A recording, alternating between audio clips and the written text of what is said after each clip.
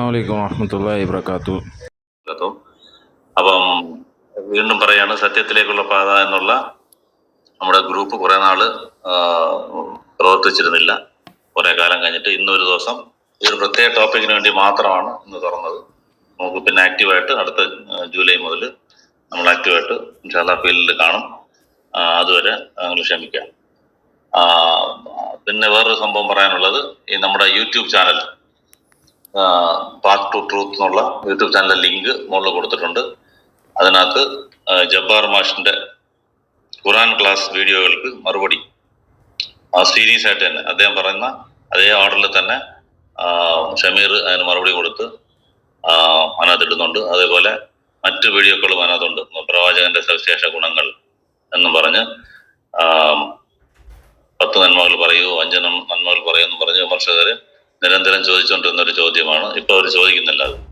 അതിനുള്ള മറുപടി എന്നുള്ളത് പോലെ ഒരു 18 സീരീസ് ആയിട്ടുണ്ട്. ഇൻഷാല്ലാ അതും തുടർന്ന് തന്നെ പോകും. ഒരു നന്മ എടുത്തിട്ട് അതിന്റെ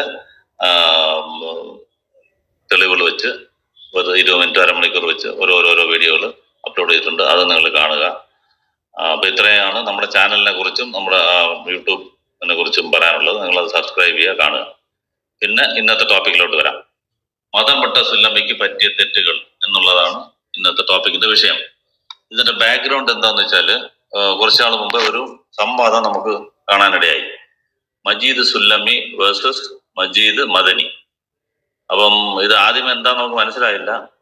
എന്തായാലും നമ്മളത് വലിയതായിട്ട് ശ്രദ്ധിച്ചില്ല. പക്ഷെ ഷമീർ എന്ത് ചെയ്തെന്ന് വെച്ചാല്, ആ സംവാദം നടന്നു കഴിഞ്ഞ ഉടനെ തന്നെ അതിന് ഓരോ പാർട്ടുകളായിട്ട് മറുപടി കൊടുക്കാൻ തുടങ്ങിയിട്ടുണ്ടായിരുന്നു. അങ്ങനെ 5 പാർട്ട് അത് മറുപടി കൊടുത്തിട്ടുണ്ട്. ആ സംവാദം ഫുള്ളായിട്ട് കേട്ടിട്ട് അതിന്റെ ഓരോ ഭാഗങ്ങളായിട്ട് എടുത്ത് ഷമീർ മറുപടി കൊടുത്തിട്ടുണ്ട്. അതിന്റെ 5ാമത്തെ വീഡിയോ ആണ് നമ്മൾ മുകളിൽ യൂട്യൂബിൽ പിങ് ചെയ്തിരിക്കുന്നത്. അത് ഒരു സംഭവം. അത് കഴിഞ്ഞ് കുറച്ച് നാൾ കഴിഞ്ഞപ്പോഴത്തേക്ക് ജബ്ബാർ മാഷ് ഒരു വീഡിയോ ഇറക്കി, 2 ഭാഗമുള്ള വീഡിയോ. അതിനകത്ത് ഈ മജീദ് സുല്ലമി എന്ന് പറയുന്ന ആള് ആ ഇന്റർവ്യൂവിൽ പങ്കെടുക്കുകയുണ്ടായി. അപ്പോഴാണ് നമുക്ക് കാര്യങ്ങൾ മനസ്സിലായത്. യൂട്യൂബ് ആഡിയോ കിട്ടുന്നില്ല എന്ന് പറയുന്നല്ലോ ഷമീറ.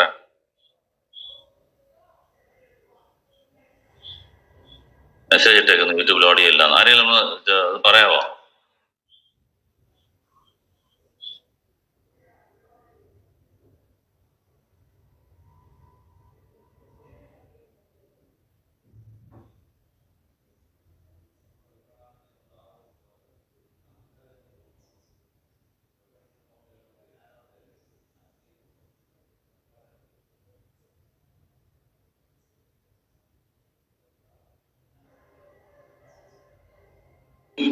യൂട്യൂബ് ലിങ്ക് കാണുന്നവർ ആരെങ്കിലും ഉണ്ടോ?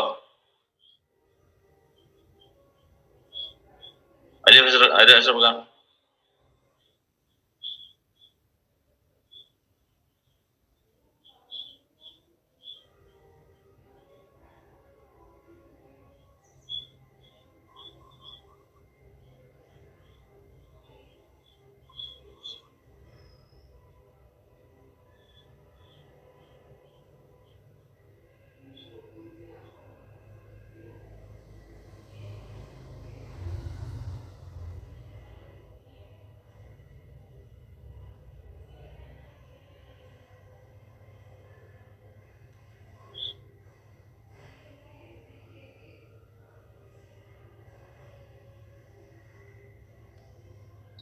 സാരമില്ല, യൂട്യൂബ് ഓഡിയോ കിട്ടുന്നില്ലെങ്കിൽ പിന്നെ ശരിയാക്കാം. ഓക്കെ. അപ്പൊ അങ്ങനെ ജബ്ബാർ മാഷിന്റെ 2 ഭാഗമുള്ള വീഡിയോ കാണുമ്പോഴാണ് മനസ്സിലാവുന്നത്, ഇദ്ദേഹം സുല്ലമി നേരത്തെ സമസ്തയിൽ പഠിച്ചു, പിന്നെ ഖുറാൻ ഹദീസ് സൊസൈറ്റി എന്നുള്ള അതിൽ പങ്കെടുത്തു, അതിൽ പ്രവർത്തിച്ചു. ഒരു സമയത്ത് പുള്ളിക്ക് ഹദീസിൽ സംശയങ്ങൾ വന്നു. പിന്നെ ഹദീസ് പ്രമാണമല്ല, ഖുറാൻ മാത്രമാണ് പ്രമാണം എന്നുള്ള ഒരു നിലപാടിലേക്ക് പോയി. പിന്നെ ഖുറാനും ഹദീസും എല്ലാം ചേർത്ത് പഠിച്ചപ്പോഴത്തേക്ക് അങ്ങനെ ഖുറാനും ദൈവികമല്ല എന്ന് അദ്ദേഹത്തിന് ബോധ്യപ്പെട്ടു എന്നാണ് അതിനകത്ത് പറയുന്നത്. അപ്പൊ നമ്മൾ ഇവിടെ വെച്ച് നിർത്തിയിട്ട് എന്നിട്ട് കുറെ ചോദ്യങ്ങളും ചോദിക്കുന്നുണ്ട്. ഖുറാനെ വെച്ചിട്ട് കുറെ ഇസ്ലാമിനെതിരായിട്ടുള്ള ചോദ്യങ്ങൾ ചോദിക്കുന്നുണ്ട്. ആ ചോദ്യത്തിന് മറുപടി നമുക്ക് പിന്നെ കാണാം. ചോദ്യങ്ങൾ ഒരിക്കലും അവസാനിക്കുന്നില്ല. ഈ സ്റ്റേജിൽ നമുക്ക് ഇതിനകത്തുള്ള പാഠം എന്താണെന്നുള്ളതാണ് നമ്മൾ നോക്കേണ്ടത്. എന്തുകൊണ്ടാണ് ആളുകൾ ഇങ്ങനെ ചിന്തിക്കുന്നത്? ഒരു മതം അത്യാവശ്യം പഠിച്ച ആളാണ്, എന്നിട്ടും പുള്ളിയുടെ മനസ്സിൽ ഡൗട്ടുകൾ വരുന്നു. എന്താണ് ഇത്, ശരിയാണോ തെറ്റാണോ, ഇതൊന്നും ശരിയല്ലല്ലോ എന്നുള്ള ഡൗട്ടുകൾ വരുന്നത്. എന്താണ് ഇതിന് പരിഹാരം? ഇസ്ലാം ഇതിനെ കുറിച്ച് എന്ത് പറയുന്നു എന്ന് നമ്മൾ നോക്കിക്കഴിഞ്ഞാൽ അതിനുള്ള കാരണം ഇസ്ലാം തന്നെ പറയുന്നുണ്ട്. അതായത് നമുക്ക് ഇതിനകത്ത് നമ്മൾ ഇന്ന് വിശ്വസിക്കുന്നത് എന്ത് കണ്ടിട്ടാണ്? ഈ അള്ളാഹു, പ്രപഞ്ചത്തിന്റെ ഏകനായ സൃഷ്ടാവ്, ഒരു സൃഷ്ടാവ് ഉണ്ട്. ആ സൃഷ്ടാവിന്റെ പ്രവാചകനാണ് മുഹമ്മദ് നബി. ഇത് പറയുമ്പോഴാണ് ഒരാൾ മുസ്ലിം ആവുക. പ്രവാചകന് നൽകപ്പെട്ട വേദഗ്രന്ഥമാണ് ഖുർആൻ. ഈ മാനവ ലോകത്തിന് മാർഗദർശനമായിട്ട് നൽകപ്പെട്ട വേദഗ്രന്ഥമാണ് ഖുർആൻ നമ്മൾ വിശ്വസിക്കുന്നു. ഇതിനകത്ത് ഒരാൾ ഇതെല്ലാം പഠിച്ച് മനസ്സിലാക്കി ഒരായത്ത് പോലും ഡൗട്ടില്ലാതെ അതിന്റെ ഡെപ്തിലേക്ക് ഇറങ്ങി പഠിച്ചിട്ടല്ല ആരും വിശ്വാസികളായിട്ട് ജീവിക്കുന്നത്. ഈ കലിമത്ത് പറഞ്ഞു കഴിഞ്ഞാൽ ഓക്കെ, ഏത് കാലത്തെങ്കിലും അങ്ങനെ പഠിച്ചിട്ടുണ്ട്, എല്ലാം മനസ്സിലാക്കി അങ്ങനെയാണോ മുസ്ലിങ്ങൾ അല്ലെങ്കിൽ ഏതെങ്കിലും മതത്തിലുള്ള ആൾക്കാർ ജീവിക്കുന്നത്? അങ്ങനെയല്ല. അതിന്റെ ബേസിക്കായ കാര്യങ്ങൾ നമ്മൾ നോക്കുന്നു. കറക്റ്റാണ്, ഈ ലോകത്തിന്റെ ഒരു ദൈവമേ ഉള്ളൂ, അത് ഇസ്ലാം കറക്റ്റായിട്ട് പറയുന്നുണ്ട്. പ്രവാചകനാണ് മൂന്ന്. നമ്മൾ കാണുമ്പോൾ അത് ക്ലിയർ ആയിട്ട് മനസ്സിലാവുന്നുണ്ട്. ആ സത്യസന്ധതയും അന്ന് അനുഭവിച്ച ത്യാഗവും അന്നത്തെ ആൾക്കാര് അദ്ദേഹത്തിന്റെ ക്യാരക്ടറിൽ ഒരിക്കലും ചോദ്യം ചെയ്യാൻ പറ്റാത്ത കണക്ക് അദ്ദേഹം ജീവിച്ചു കാണിച്ചതും ജീവിതം നമുക്ക് പഠിക്കുമ്പോഴും അങ്ങനെ തന്നെ മനസ്സിലാവുന്നുണ്ട്. ഇപ്പം ഉദാഹരണത്തിന് പറയുകയാണെങ്കിൽ നമ്മുടെ ഡച്ച് റൈറ്റ് വിങ് പാർട്ടി എന്ന് ഒരുപാട് പേര് മുസ്ലിങ്ങളായിട്ട് മാറിയവരുണ്ടല്ലോ. അതായത് അവര് ഈ തീവ്ര വലത് ഭാഗമാണ് ഡച്ചിലുള്ള മറ്റേ right wing party, political party എന്ന് പറയുന്നത്. അത് ഇസ്ലാമിനെ എങ്ങനെയും ഇല്ലാതാക്കണം, ഒരു മുസ്ലിം പള്ളിയും ഉണ്ടാവാൻ പാടില്ല എന്ന് പ്രചരിപ്പിക്കുന്ന ഒരു പാർട്ടിയാണത്. ആദ്യം ആൾക്കാർ ഇസ്ലാമിലോട്ട് വരാൻ തുടങ്ങി കൂട്ടമായിട്ട്. അതൊരു ബ്രീഡിംഗ് പ്ലേസ് ആയി ഇസ്ലാം. അത് അത്ഭുതത്തോടാണ് ലോകം നോക്കിയത്. ഇത് ഇസ്ലാമിനെതിരായിട്ട് സംസാരിച്ചിട്ടിരുന്ന ആൾക്കാര് എങ്ങനെ ഇതിനകത്ത് ഒന്നൊന്നായിട്ട് പോകുന്നു എന്നുള്ളത്. ആദ്യമേ അർണോഡ് വാൻ ഡോൺ എന്ന് പറയുന്ന ഒരാളാണ് അതിൽ നിന്ന് മാറിയത്. പിന്നെ നമുക്ക് എല്ലാവർക്കും അറിയാം ജോറൻ വാൻ ക്ലാവർ എന്നും പറഞ്ഞ് ഇസ്ലാമിനെതിരെ ബുക്ക് എഴുതിക്കൊണ്ടിരുന്ന ആളാണ്. ആ സമയത്തായിരിക്കും അയാൾക്ക് മാറി ഇതിനകത്ത് വന്നു. അപ്പം ഇവരെല്ലാം പറയുന്നത് എന്താന്ന് വെച്ചാല്, ഇതിനകത്ത് അർണോണ്ട് എന്നുള്ള ആള് ആദ്യമായിട്ട് വന്ന ആള് അയാളടുത്ത് ഒറ്റ ചോദ്യം ചോദിക്കുന്നുണ്ട്, എന്തുകൊണ്ടാണ് നിങ്ങൾ ഇസ്ലാമിലോട്ട് വന്നതിന്റെ ഒരു കാരണം പറയാൻ പറ്റുമോ? പുള്ളി പറയുന്നത് അങ്ങനെ ഒരു കാരണമായിട്ട് പറയാൻ പറ്റത്തില്ല, വല്ലതും പറയണമെങ്കിലും എന്നാലും ഒന്ന് പറയുകയാണെങ്കിൽ പ്രവാചകന്റെ ജീവിതം തന്നെയാണ് പുള്ളി പറയുന്നത്. അത് കണ്ടിട്ട് ഇങ്ങനെ ഒരിക്കലും ഇങ്ങനെ ഒരാൾക്ക് ഒരു ലോകത്ത് ഒരാൾ ഇങ്ങനെ ജീവിക്കാൻ പറ്റുമോ, അല്ലെങ്കിൽ ഇത്ര പെർഫെക്റ്റ് ആയിട്ട് എങ്ങനെയാണ് ഒരാൾ ജീവിച്ചത്, അത് കണ്ടിട്ടാണ് ഞാൻ ഇസ്ലാമിലായത് എന്ന് പറയുന്നവർ കാണാം. അപ്പം അങ്ങനെ പഠിച്ച് ഇസ്ലാമിൽ വരുന്നവരുണ്ട്. ഇനി ഏത്തിയസ്റ്റിൽ നിന്ന് വന്ന ആള് എന്താണ്, അയാളുടെ പേരെന്താ,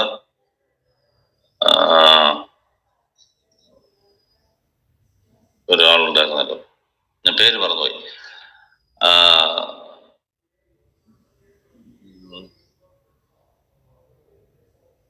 ഓക്കെ, അയാള് പറയുന്നത് അയാൾക്ക് ഖുർആൻ അള്ളാഹുവിന്റെ വേദഗ്രന്ഥം ഒന്നുപോലും ആണെന്ന് പോലും അറിയാതെ ആ ബുക്ക് വായിച്ചുകൊണ്ടിരുന്നപ്പോഴത്തേക്ക് എനിക്ക് ഉള്ളിലുണ്ടായ ആ മനസ്സും ഉള്ള മാറ്റങ്ങൾ, എന്റെ ചോദ്യങ്ങൾക്ക് ഉണ്ടായ ഉത്തരം, അത് ഖുർആൻ എങ്ങനെ എന്നോട് മനസ്സിനോട് സംവദിച്ചു എന്നതുകൊണ്ടാണ് ഞാൻ മാറിയത് എന്നും പറഞ്ഞ് അദ്ദേഹം പറയുന്നു. അതുപോലെ വേറൊരാള്, ഇതുപോലെ ഒരു വലിയ പ്രീസ്റ്റ് ആയിരുന്ന ആള്, ദ അമേസിംഗ് ഖുർആൻ എഴുതിയ ബുക്ക് എഴുതിയ ഒരാള്, അയാളുടെ പേര് ഞാൻ മറന്നു, ഞാൻ രണ്ടുപേരുടെ പേര് ഓർത്ത് ഞാൻ പറയാം. ഗാരി മില്ലർ എന്നുള്ള ആളാണ് അമേസിംഗ് ഖുർആൻ എന്നുള്ള ബുക്ക് എഴുതിയത്. പുള്ളിയും ഖുർആനിൽ ഇസ്ലാമിൽ തെറ്റുണ്ടോ എന്ന് കണ്ടുപിടിക്കാൻ വന്ന ആളാണ്.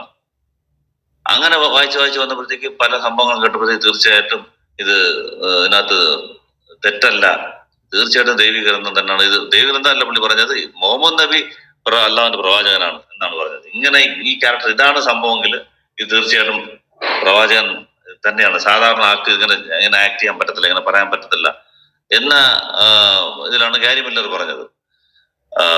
അപ്പം ഞാൻ പറയുന്നത് ഓരോരുത്തരും ഓരോ കാരണങ്ങൾ വെച്ചിട്ടാണ് ഇസ്ലാം ഇത് കറക്റ്റാണ് വിശ്വസിക്കുക. നമ്മള് ഒരു മുസ്ലിം കുടുംബത്തിൽ ജനിച്ചത് കൊണ്ട് നമ്മൾ ആ വിശ്വാസം കൊച്ചിലെ പേറി വന്നു. ഓക്കെ, അള്ളാഹു എങ്ങനെയാണെന്ന് പറഞ്ഞ് നമ്മൾ വിശ്വസിച്ചു. പക്ഷെ നമ്മൾ ജീവിച്ച കാലത്ത് ഒരുപാട് ഈ ഖുർആൻ ഡിസ്കഷനൊക്കെ നടക്കുന്ന കാലത്താണ് നമ്മൾ ജീവിച്ചത്. അപ്പൊ അതുകൊണ്ട് എന്തായാലും ആ ജനറേഷനിൽ ജീവിച്ച ആൾക്കാർക്ക് ഖുർആനെ കുറിച്ച് കൂടുതൽ നോളജ് കിട്ടി. പണ്ടത്തെ ആൾക്കാർക്ക് അത് കിട്ടണമെന്നില്ല. മുസ്ലിംമാര് പറയുന്നത് കേട്ടിട്ട് പോവുക എന്നുള്ളതേ ഉള്ളൂ അന്നത്തെ ആൾക്കാർക്ക്. എല്ലാവരുടെ കയ്യിലും ഖുറാൻ തന്നെ വേണമെന്നില്ല, ഉണ്ടെങ്കിൽ തന്നെ അത് വായിച്ച് മനസ്സിലാക്കണമെന്നുള്ള ഒരു കൺസെപ്റ്റ് അന്നില്ലായിരുന്നു.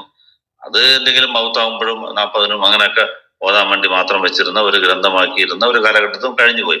നമ്മളെ കാലത്തൊക്കെ ഒരുപാട് ഡിസ്കഷൻ കേട്ടു, അങ്ങനെയൊക്കെ മനസ്സിലാക്കി വന്ന ആൾക്കാരാണ്. അപ്പൊ ഞാൻ പറയുന്നത്, ഈ സംശയങ്ങളും ചോദ്യങ്ങളും എന്ന് പറയുന്നത് ഒരിക്കലും തീരത്തില്ല, അത് വന്നുകൊണ്ടേ ഇരിക്കുന്നത് നമ്മൾ നോക്കും തോറും. നമ്മൾ അങ്ങനെയല്ല ഈ ഇസ്ലാം നമ്മൾ മനസ്സിലാക്കേണ്ടത്. ഓരോ ആയത്തും എനിക്ക് അതിനകത്ത് ഡൗട്ട് ഉണ്ടായാലും ഉടനെ ഇത് തീർന്നില്ലെങ്കിൽ ഉടനെ മതം വിടുക എന്നുള്ളതല്ല അത്. ഇതിന് തീർച്ചയായിട്ടും ഒരു ഉത്തരം കാണും. നമ്മൾ ചോദിച്ചു പോകുമ്പോൾ മനസ്സിലാവും, അല്ലെങ്കിൽ പഠിച്ചുകൊണ്ട് പോകുമ്പോൾ തിരക്കി പോകുമ്പോൾ കിട്ടും എന്നുള്ള രീതിയിൽ വേണം നമ്മൾ മനസ്സിലാക്കാൻ. അപ്പം നമ്മള് ഈ ലോകത്തിന് സൃഷ്ടാവുണ്ടെന്ന് നമ്മൾ അക്സെപ്റ്റ് ചെയ്ത് കഴിഞ്ഞാൽ, മുഹമ്മദ് നബി പ്രവാചകൻ അക്സെപ്റ്റ് ചെയ്ത് കഴിഞ്ഞാൽ അതിൽ ഉറച്ചു നിൽക്കുക എന്നുള്ളതാണ് ഒരു പോംവഴി. അതിൽ ഉറച്ചു നിൽക്കുക എന്ന് പറഞ്ഞാല് യാതൊരുവിധ എന്ത് വന്നാലും മാറരുത്.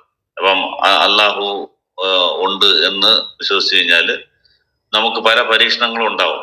ഏത് രോഗങ്ങൾ കൊണ്ട്, സാമ്പത്തികം കൊണ്ട്, അല്ലെങ്കിൽ മറ്റു പല മരണങ്ങൾ കൊണ്ട്. ഇതെല്ലാം അള്ളാഹു ഖുറാനിൽ തന്നെ പറയുന്നുണ്ട്, ഇങ്ങനെ പല രീതിയിൽ നിങ്ങളെ ഞാൻ പരീക്ഷിക്കും, അതിൽ ആരാണോ ഉറച്ചു നിൽക്കുന്നത് അവരാണ് വിജയികൾ എന്ന് പറയുന്നത്. അപ്പൊ ക്ലിയർ ആയിട്ട് ഖുറാനിൽ തന്നെ ഒരു ആയത്ത് പറയുന്നുണ്ട്, ആരാണോ ഞാൻ അള്ളാഹുവിൽ വിശ്വസിച്ചിരിക്കുന്നു എന്ന് പറഞ്ഞിട്ട് അതിൽ ഉറച്ചു നിൽക്കുന്നു അവരാണ് വിജയിച്ചവർ എന്ന് പറയുന്നത്. ആമന്തു ബില്ലാ സുമസ്തഖാമ, ഇസ്തിഖാമത്ത് വേണം. ഞാൻ അള്ളാഹുവിനെ വിശ്വസിച്ചു, ഞാൻ അതിൽ ഉറച്ചു നിൽക്കുന്നു എന്ന് പറയുന്ന ആ 2 ആയത്ത് നമ്പർ വേണമെങ്കിൽ ഞാൻ പറയാം.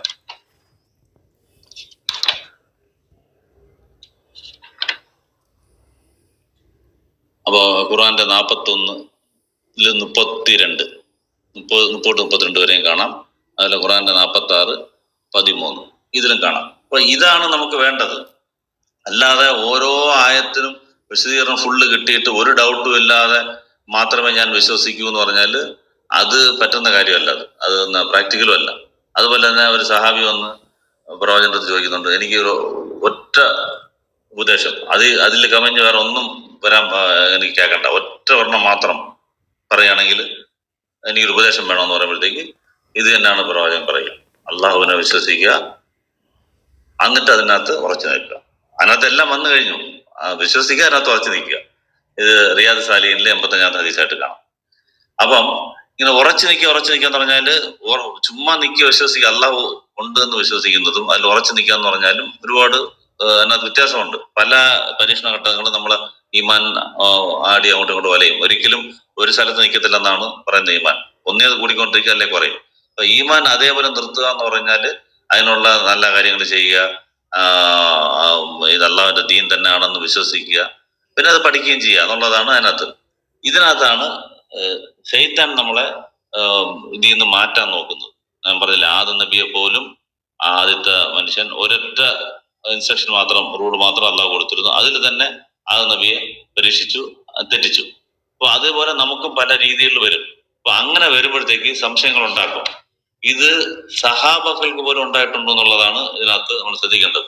ഇത് പുതിയ സംഭവം അല്ല, ഇത് എല്ലാവർക്കും ഉണ്ടാവും മനസ്സിനുള്ളിൽ. ഇപ്പൊ ഒരു ഹദീസിൽ കാണാം, സഹാബാക്കൾ വന്ന് പ്രവാചകന്റെ അടുത്ത് പറയുന്നുണ്ട്, ഞങ്ങളുടെ മനസ്സിൽ ഓരോ തോന്നലുകൾ വരുന്നത് അത് പുറത്ത് പറയാൻ പറ്റുന്നില്ല, ഭയങ്കരമായ തോന്നലുകളാണ് വരുന്നത് എന്ന് പറയും. അപ്പൊ അതായത് അള്ളാഹു ഉണ്ടോ എന്നുള്ള അങ്ങനെയൊക്കെ തോന്നലായിരിക്കും. അപ്പം പ്രവാചകൻ പറയും, അതാണ് പ്യുവർ ഈമാൻ. നിങ്ങളുടെ ഈമാൻ പ്യുവർ ആണെന്നുള്ളതിന്റെ തെളിവ് എന്താണ്? ഇതാണ്. കാരണം മനസ്സിലിങ്ങനെ വിശ്വാസം ഉണ്ടായിട്ട് നിങ്ങൾ വാ കൊണ്ട് പറയുന്നില്ലല്ലോ, അതാണ് പ്യുവർ ഈമാൻ എന്ന് പറയുന്നത്. ഇത് നിങ്ങൾക്ക് കാണണമെങ്കിൽ മുസ്ലിമിലെ 133, മുസ്ലിമിലെ 132A എന്നുള്ള ഈ 2 ഹദീസ് ഗ്രന്ഥങ്ങളിൽ കാണാൻ പറ്റും. പ്യുവർ ഈമാൻ എന്ന് പറഞ്ഞാൽ ഇങ്ങനെ മനസ്സിൽ വിശ്വാസം ഉണ്ടാവും, പക്ഷെ വാ കൊണ്ട് പറയരുത്, പറഞ്ഞാൽ ഔട്ടായി. അപ്പൊ അങ്ങനെ അഥവാ ഇങ്ങനെ വിശ്വാസം വരുവാണെങ്കിൽ അതിന് പ്രതിവിധി എന്താണെന്ന് വെച്ചാൽ ഔദു ബില്ലാഹി മിനശ് ശൈത്വാനിർ റജീം എന്ന് പറയും. അത് പറയുമ്പോഴത്തേക്ക് ഈ വിശ്വാസമൊക്കെ മാറും. അത് അള്ളാഹു പറഞ്ഞു തന്നാൽ നമുക്കൊരു പരിചയമാണ്. അതുപോലെ ഇനി ഇങ്ങനെയുള്ള കാര്യങ്ങൾ വാ കൊണ്ട് പറഞ്ഞു പോയി, അള്ളാഹു ഉണ്ടോ എന്നുള്ള ഇസ്ലാമിനെതിരായിട്ടുള്ള കാര്യങ്ങൾ അങ്ങനെ പറഞ്ഞു കഴിഞ്ഞാൽ അതിന് ചെയ്യേണ്ടത് തിരിച്ച് ആമന്തു ബില്ലാഹ് എന്ന് പറയണം, ഞാൻ അള്ളാഹുവിൽ വിശ്വസിച്ചു എന്ന് തിരിച്ച് പറയേണ്ടി വരും. വാ കൊണ്ട് പറഞ്ഞു കഴിഞ്ഞാൽ. പറഞ്ഞില്ലെങ്കിൽ ഔദു ബില്ലാഹി മിനശ് ശൈത്വാനിർ റജീം എന്ന് പറഞ്ഞു കഴിഞ്ഞാൽ ആ തോന്നലുകൾ മാറും. ആമന്തു ബില്ല എന്ന് പറയേണ്ട ആ ഹദീസ് അബൂദാവൂദിൽ 4721 കാണാം. അപ്പം ഇതുപോലെ തന്നെ മനസ്സിൽ പ്രവാചകൻ പറയുന്നു, ഇങ്ങനെ ശൈത്താൻ വരും നിങ്ങളുടെ അടുത്ത്, എന്നിട്ട് സൂര്യനെ ആരാണ് സൃഷ്ടിച്ചത്, ചന്ദ്രനെ ആരാണ് സൃഷ്ടിച്ചത്, ഇങ്ങനെ ഓരോരോ ചോദ്യങ്ങൾ ചിന്തിക്കുന്ന കണക്ക് കൊണ്ടുപോകും. അതിനവസാനം അള്ളാഹുവിനെ ആരാണ് സൃഷ്ടിച്ചത് എന്ന് വരും എന്ന് തോന്നലുണ്ടാക്കും നിങ്ങളുടെ മനസ്സിൽ എന്ന് പറയുന്നുണ്ട്. ഇത് മുസ്ലിമിൽ 134 കാണാം. അപ്പം ഇതൊക്കെ ഇങ്ങനെ തോന്നിക്കഴിഞ്ഞാൽ നമ്മൾ ഔദുബില്ലാഹിമിനശ് ശൈത്താനിർ റജീം എന്ന് പറയുക. ഇനി കൂടുതലായിട്ട് ഇങ്ങനെ വന്നുകൊണ്ടിരുന്നു കഴിഞ്ഞാല് നമ്മൾ പറയേണ്ടത് ലാ ഇലാഹ ഇല്ലല്ലാഹു വഹ്ദഹു ലാ ശരീക ലഹു ലഹുൽ മുൽക്കു വലഹുൽ ഹംദു വഹുവ അലാ കുല്ലി ഷൈഇൻ ഖദീർ. ഇത് പറഞ്ഞു കഴിഞ്ഞാല് ഈ അടിക്കടിയുള്ള ഇത് മാറി നമുക്ക് മനസ്സ് ക്ലിയർ ആവും. അപ്പൊ ഇതാണ് ഇതിനകത്ത് നമുക്ക് പറയാനുള്ള, ഈ മതം വിടുന്ന ആൾക്കാരോട് പറയാനുള്ള കാര്യം. ഇത് വരും, എല്ലാവർക്കും വരുന്നതാണ്. നിങ്ങൾ ശ്രദ്ധിക്കുക.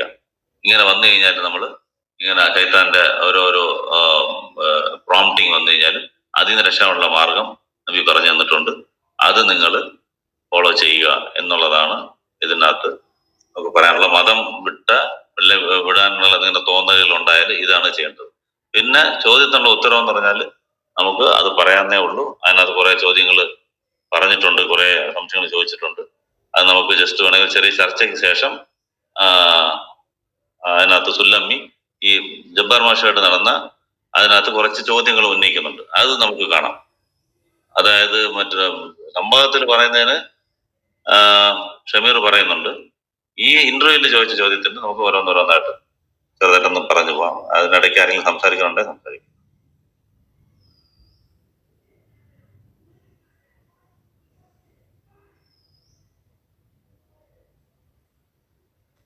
ജനീഷ് കേട്ടായിരുന്നോ?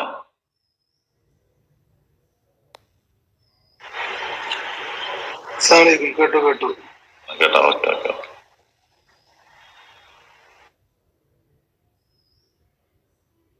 ഷമീർ ഉണ്ടാ?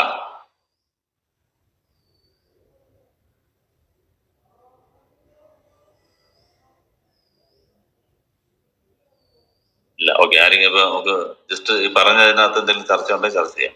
ഞാൻ ഇതിൽ നിന്ന് ഇതിന്റെ ഇസ്ലാമിന്റെ സ്റ്റാൻഡ് എന്താണെന്ന് മാത്രമാണ് പറഞ്ഞത്. മതം വിടുന്നുണ്ടല്ലോ, ഒരുപാട് പേര് മതം വിടുന്നുണ്ട്, നമ്മളതെല്ലാം കാണുന്നുണ്ട്. ഇതെന്താണ് ഇതിന് കാരണം, അല്ലെങ്കിൽ എങ്ങനെയാണ് ഇതിന്റെ സൈക്കോളജി എന്താണ് എന്ന് മനസ്സിലാക്കാൻ വേണ്ടിയിട്ട് മാത്രമാണ് ഈ സബ്ജക്ട് ഇട്ടത്.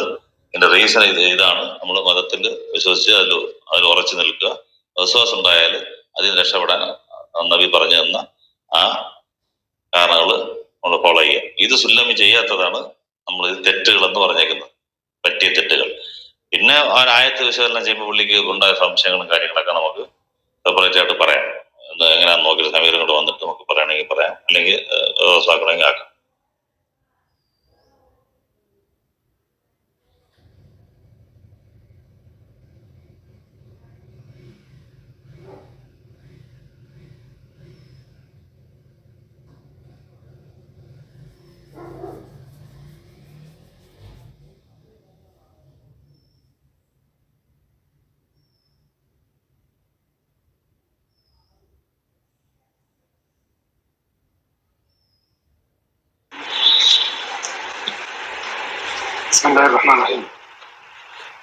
പറഞ്ഞോ ജനീഷ. എനിക്കിവിടെ പറയാനുള്ളത് എന്താന്ന് പറഞ്ഞു കഴിഞ്ഞാൽ, സുല്ലമി സാഹിബ് വളരെയധികം മൂപ്പർക്ക് ആദ്യം മുതലേ മൂപ്പര് പറഞ്ഞ ഇത് വെച്ച് നോക്കുമ്പോൾ, ആദ്യം മൂപ്പര് ഹദീസും ഖുർആാനും കൂടെ നോക്കി. അങ്ങനെ അതിൽ കുറെ സംശയങ്ങൾ വന്നു. ഹദീസിൽ പ്രശ്നമുണ്ടെന്ന് പറഞ്ഞത് കാരണം പിന്നെ ഹദീസ് ഒഴിവാക്കിയിട്ട് ഖുർആൻ മാത്രമാണെന്ന് പ്രമാണം എന്ന് പറഞ്ഞുകൊണ്ട് കുറെ സ്ഥലത്ത് പറഞ്ഞിട്ടുണ്ട്. അതിനുശേഷം പിന്നെ ഖുർആനിലെ മൂപ്പരുകള് പ്രശ്നങ്ങൾ കണ്ടെത്തി എന്നാണ് പറഞ്ഞത്. ഈ ഖുർആനിൽ തന്നെ പറയുന്നുണ്ട്, ഇന്ന ബഅദ ഇസ്മാണ്, തീർച്ചയായും ഷക്ക് അല്ലെങ്കിൽ ദന്ന് സംശയങ്ങൾ ഒരു തെറ്റാണ് എന്ന് പറയുന്നുണ്ട്. അതോടൊപ്പം തന്നെ അന്വേഷിക്കാനും പറയുന്നുണ്ട്. സംശയങ്ങൾ ഒഴിവാക്കിക്കൊണ്ട് വേണം നമ്മൾ അന്വേഷിക്കാൻ. അതാണ് അതിന്റെ ഒരു സാരം. ഇപ്പോൾ എന്തെങ്കിലും ഒരു കാര്യത്തിൽ നമുക്ക് ഇത് ഇന്നതാകുമോ എന്ന് സംശയിക്കുകയാണെങ്കിൽ തന്നെ അത് നമുക്കൊരു അക്കച്ചിക്ക ഒരു സംശയമാണ്. നമ്മൾ അതിലോട്ടൊരു ഫുള്ളി നമ്മൾ സംതൃപ്തനാകില്ല. ദിലീപ് സാഹിബ് പറഞ്ഞാല് നമ്മൾ ആദ്യം എന്ത് സംശയം വരികയാണെങ്കിലും അല്ല പറഞ്ഞത് ഇപ്പോ അടിമത്തത്തിന്റെ കാര്യം പറയുകയാണെന്നുണ്ടെങ്കിലും അത് അല്ല പറഞ്ഞിട്ടുള്ളത് ഇങ്ങനെയാണ്. ഇതിൽ വേറെ നെക്സ്റ്റ് വാക്കില്ല. ഇപ്പോ അടിമത്തം പണ്ടത്തെ കാലത്തേക്ക് മാത്രമല്ല, അത് മൊത്തത്തിൽ തുടച്ചു മാറ്റി എന്നുള്ളതാണ്. മൊത്തത്തിൽ ദുനിയാവിൽ ഇനി ഒരു 1000 വർഷം അല്ല, ഒരു 50,000 വർഷം കഴിഞ്ഞു കഴിഞ്ഞാലും ഒരിക്കലും അടിമത്തം വന്നു കഴിഞ്ഞാൽ അതിനെ ഓവർകം ചെയ്യാനുള്ള ഒറ്റ റൂളാണ് നമ്മൾ വെച്ചിട്ടുള്ളത്, അള്ളാഹുവിൽ നിന്ന് വെച്ചിട്ടുള്ളത്. അപ്പോൾ അതിൽ നമ്മൾ വളരെ വ്യക്തമായിട്ട് ഒരു സംശയവും ഇല്ലാതെ വിശ്വസിക്കണം എന്നുള്ളതാണ് അതിന്റെ സാരം.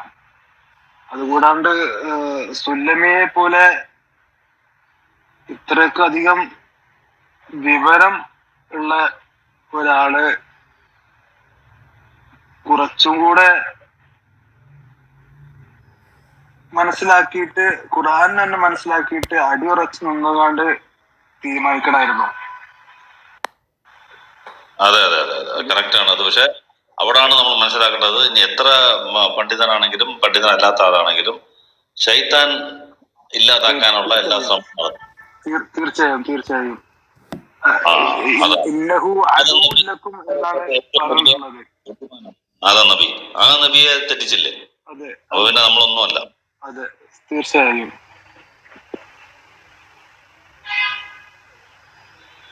അതുകൊണ്ട് അതിനുശേഷം മൂപ്പര് ഈ ജബ്ബാർ മാഷുമായിട്ടുള്ള ഇന്റർവ്യൂല് പറയുന്നതായിട്ട് കണ്ട് ഞാന് ഖുർആനാണ് വിമർശിക്കുന്നത്, ഖുർആനാണ് തെറ്റെന്ന് പറയുന്നത്, പക്ഷെ അല്ല ഇല്ല എന്ന് പറയുന്നില്ല എന്നൊക്കെ മൂപ്പര് പറഞ്ഞു. അതൊരു പ്രധാന പോയിന്റ് ആണ്, പറയണമെന്ന് വിചാരിച്ചാണ്. അത് കറക്റ്റ് ആണ്. അത് ഒരു വല്ലാത്തൊരു സിറ്റുവേഷനിലാണ് പുള്ളി നിൽക്കുന്നത്. അതായത് അതുകൊണ്ടാണ് ഞാനിത് ഇടാനുള്ള മെയിൻ കാരണം ഇതാണ്. അതായത് പുള്ളി ഒരു അഹങ്കാരം കൊണ്ടോ ഒന്നുമല്ല, പുള്ളിക്ക് നാച്ചുറലായിട്ട് തോന്നിയ ഡൗട്ടുകളാണ്. പക്ഷെ അത് എങ്ങനെ ഡീൽ ചെയ്യണമെന്നുള്ളത് പുള്ളിക്ക് വിട്ടുപോയി. അതുകൊണ്ടാണ് ഇങ്ങനെ ലെവലിൽ വന്നേക്കുന്നത്. അവസാനം വന്ന് നിന്നത് എന്താന്ന് വെച്ചാല്, ഞാൻ നിങ്ങളുടെ കൂടെ ചേരാനല്ല പറയുന്നുണ്ട്, ഞാൻ ജബ്ബാർ മാഷിനെ പോലെ അല്ല, നിങ്ങള് ദൈവമില്ലെന്ന് വിശ്വസിക്കുന്നു, പക്ഷേ ഞാൻ ഈ പ്രപഞ്ചത്തിന് ഒരു സൃഷ്ടാവുണ്ട് എന്ന് ഞാൻ വിശ്വസിക്കുന്നു. ആ ജഡ്ജ്മെന്റ് പറയുന്നുണ്ട്, ഇവിടെ ചെയ്യുന്ന കാര്യങ്ങൾക്ക് നാളെ മറുപടി പറയണം എന്നും ഞാൻ വിശ്വസിക്കുന്നു പറയുന്നു. അപ്പം ഇത് പകുതി ഇസ്ലാമായത്. ഇത് ഇസ്ലാമിന്റെ ആ ഏകദൈവ വിശ്വാസം പുള്ളിക്ക് ഇപ്പോഴും വിടുന്നില്ല. ഇവിടാണ് നമ്മൾ ആ ദൈവീയത നോക്കേണ്ടത്. ആ ഇസ്ലാം കറക്റ്റ് ദീനാന്നുള്ളതിന്റെ തെളിവ്, ഒരാൾ മതം വിട്ടുപോയി എന്ന് പറഞ്ഞിട്ട് പോലും ഈ മതത്തിലുള്ള ദൈവവിശ്വാസം, ആ ഏകദൈവ വിശ്വാസം പുള്ളി വിടുന്നില്ല. അതേസമയം മറ്റു മതങ്ങൾക്ക് ഇത് പറയാൻ പറ്റത്തില്ല, മറ്റു മതങ്ങൾക്ക് ഇത് അവകാശപ്പെടാൻ പറ്റത്തില്ല. ആ ദൈവവിശ്വാസം തന്നെ അവർക്ക് തെറ്റിക്കിടക്കുന്നത് കാണാം. ദൈവത്തിന് പുത്രനുണ്ടെന്നും ദൈവത്തിന് ഭാര്യ ഉണ്ടെന്നും അങ്ങനെ ദൈവം മനുഷ്യനാണെന്നും മനുഷ്യനെ പോലെ തിന്നുകയും കുടിക്കുകയൊക്കെ ചെയ്യും, ബലഹീനനാണെന്നും ഒക്കെ വിശ്വസിക്കുന്ന ഒരു തത്വ സംഹിത നമ്മുടെ ചുറ്റിനുള്ളപ്പോ ഇസ്ലാം മാത്രം അതിൽ നിന്നും വ്യതിചലിച്ച് സൃഷ്ടാവായ ഏകനായ അള്ളാഹു ആരാണെന്നും അതിന്റെ സവിശേഷതകൾ എന്താണെന്നും അവൻ എത്ര സർവശക്തനാണെന്നും അവന് ബലഹീനത ഇല്ലെന്നും അവന് ഒരു സന്താനമോ ഭാര്യയോ ഒന്നും ഇല്ലെന്നും എല്ലാവരും അവന്റെ അടിമകളാണെന്നും അള്ളാഹുവിനെ എങ്ങനെ ഡിഫൈൻ ചെയ്യണോ, ഒരു പ്രപഞ്ച സൃഷ്ടാവിനെ സർവശക്തനെ എങ്ങനെ ഡിഫൈൻ ചെയ്യണോ അങ്ങനെ ഡിഫൈൻ ചെയ്ത് വെച്ചിരിക്കുന്നതുകൊണ്ട് അതിനകത്ത് പുള്ളിക്ക് ഒരു ഒബ്ജക്ഷനും ഇല്ല. ഇസ്ലാം അല്ലെങ്കിൽ ഖുർആൻ അള്ളാഹുവിനെ കുറിച്ച് പറഞ്ഞതിനകത്ത് ഇത് തെറ്റിപ്പോയി എന്ന് ഒരു കാര്യവും പുള്ളിക്ക് പറയാൻ പറ്റുന്നില്ല. പിന്നെ ചില ആയത്തുകളിൽ പുള്ളിക്ക് ആയത്ത് വന്നാൽ ഡൗട്ട് വരും. ഞാൻ അതിനകത്ത് വേറൊന്ന് കാര്യം അതിനകത്ത് അവിടെ പറഞ്ഞ കാര്യം പറയാം. അവർ ഒരു പോയിന്റ് പറയുന്നത്, ഈ ഖുർആൻ ഒന്നാണ്, ഈ ദിക്ർ ഒന്നാണ്, പിന്നെ എന്തുകൊണ്ട് പലരും പല രീതിയിൽ മനസ്സിലാക്കുന്നു, ഇതെനിക്ക് വലിയ സംശയമാണ്. പുള്ളിയുടെ ആ സംശയങ്ങളാണ് ഓരോന്നോരോന്ന് പറയുന്നത്. അത് നമുക്ക് കേൾക്കുമ്പോൾ ഒരുമാതിരി ഇരിക്കുന്നത്, അതൊരു സംശയിക്കേണ്ട ആവശ്യമല്ല, പക്ഷെ അത് പുള്ളിക്ക് വന്ന സംശയം എന്നാ പറയുന്നത്. ഇത് എന്തുകൊണ്ട് പലരും പല രീതിയിലായി എടുത്തു. ഇത് രസം എന്താന്ന് വെച്ചാൽ ഇവർ രണ്ടുപേരും മാഷന്മാരാണ്. ഈ ജബ്ബാർ മാഷാണ്, ഈ സുല്ലമി മാഷാണ്.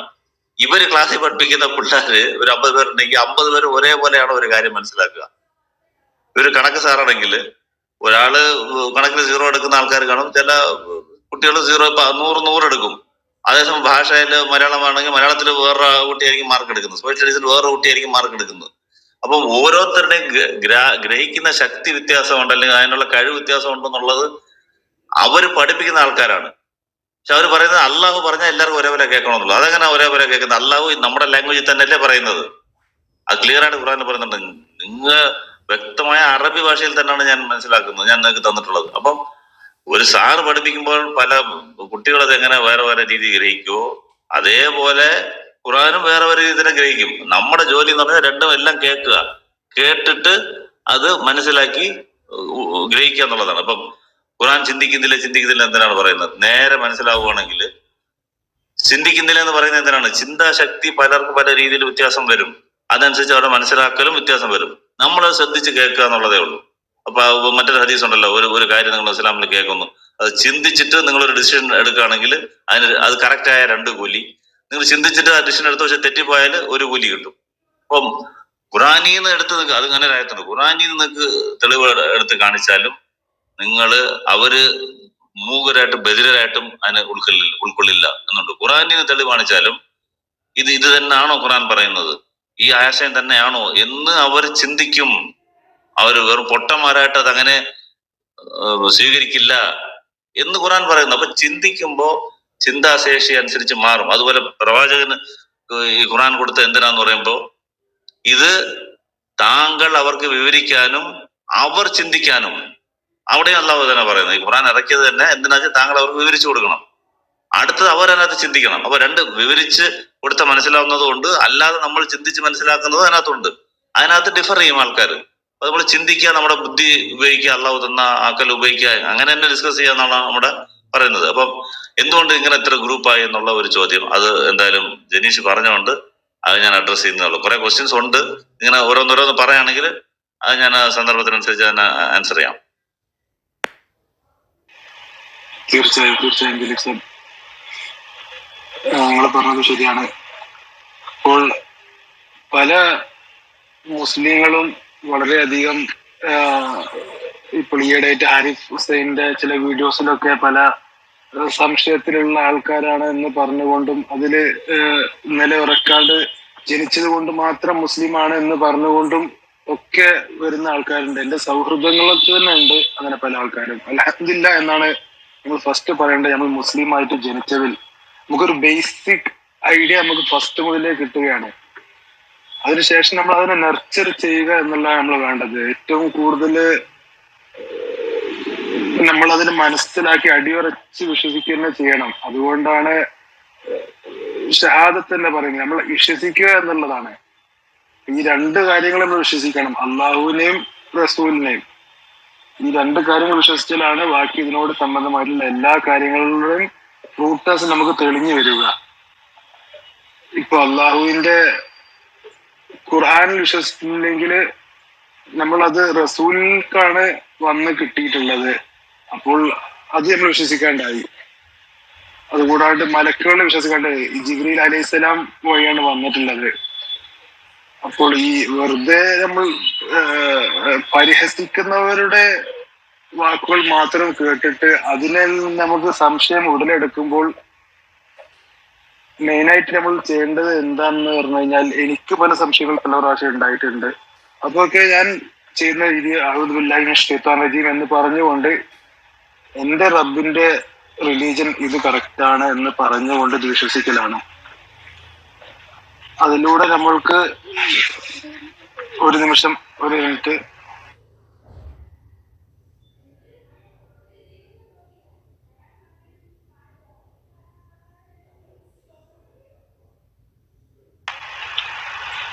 ക്ഷമിക്കണം.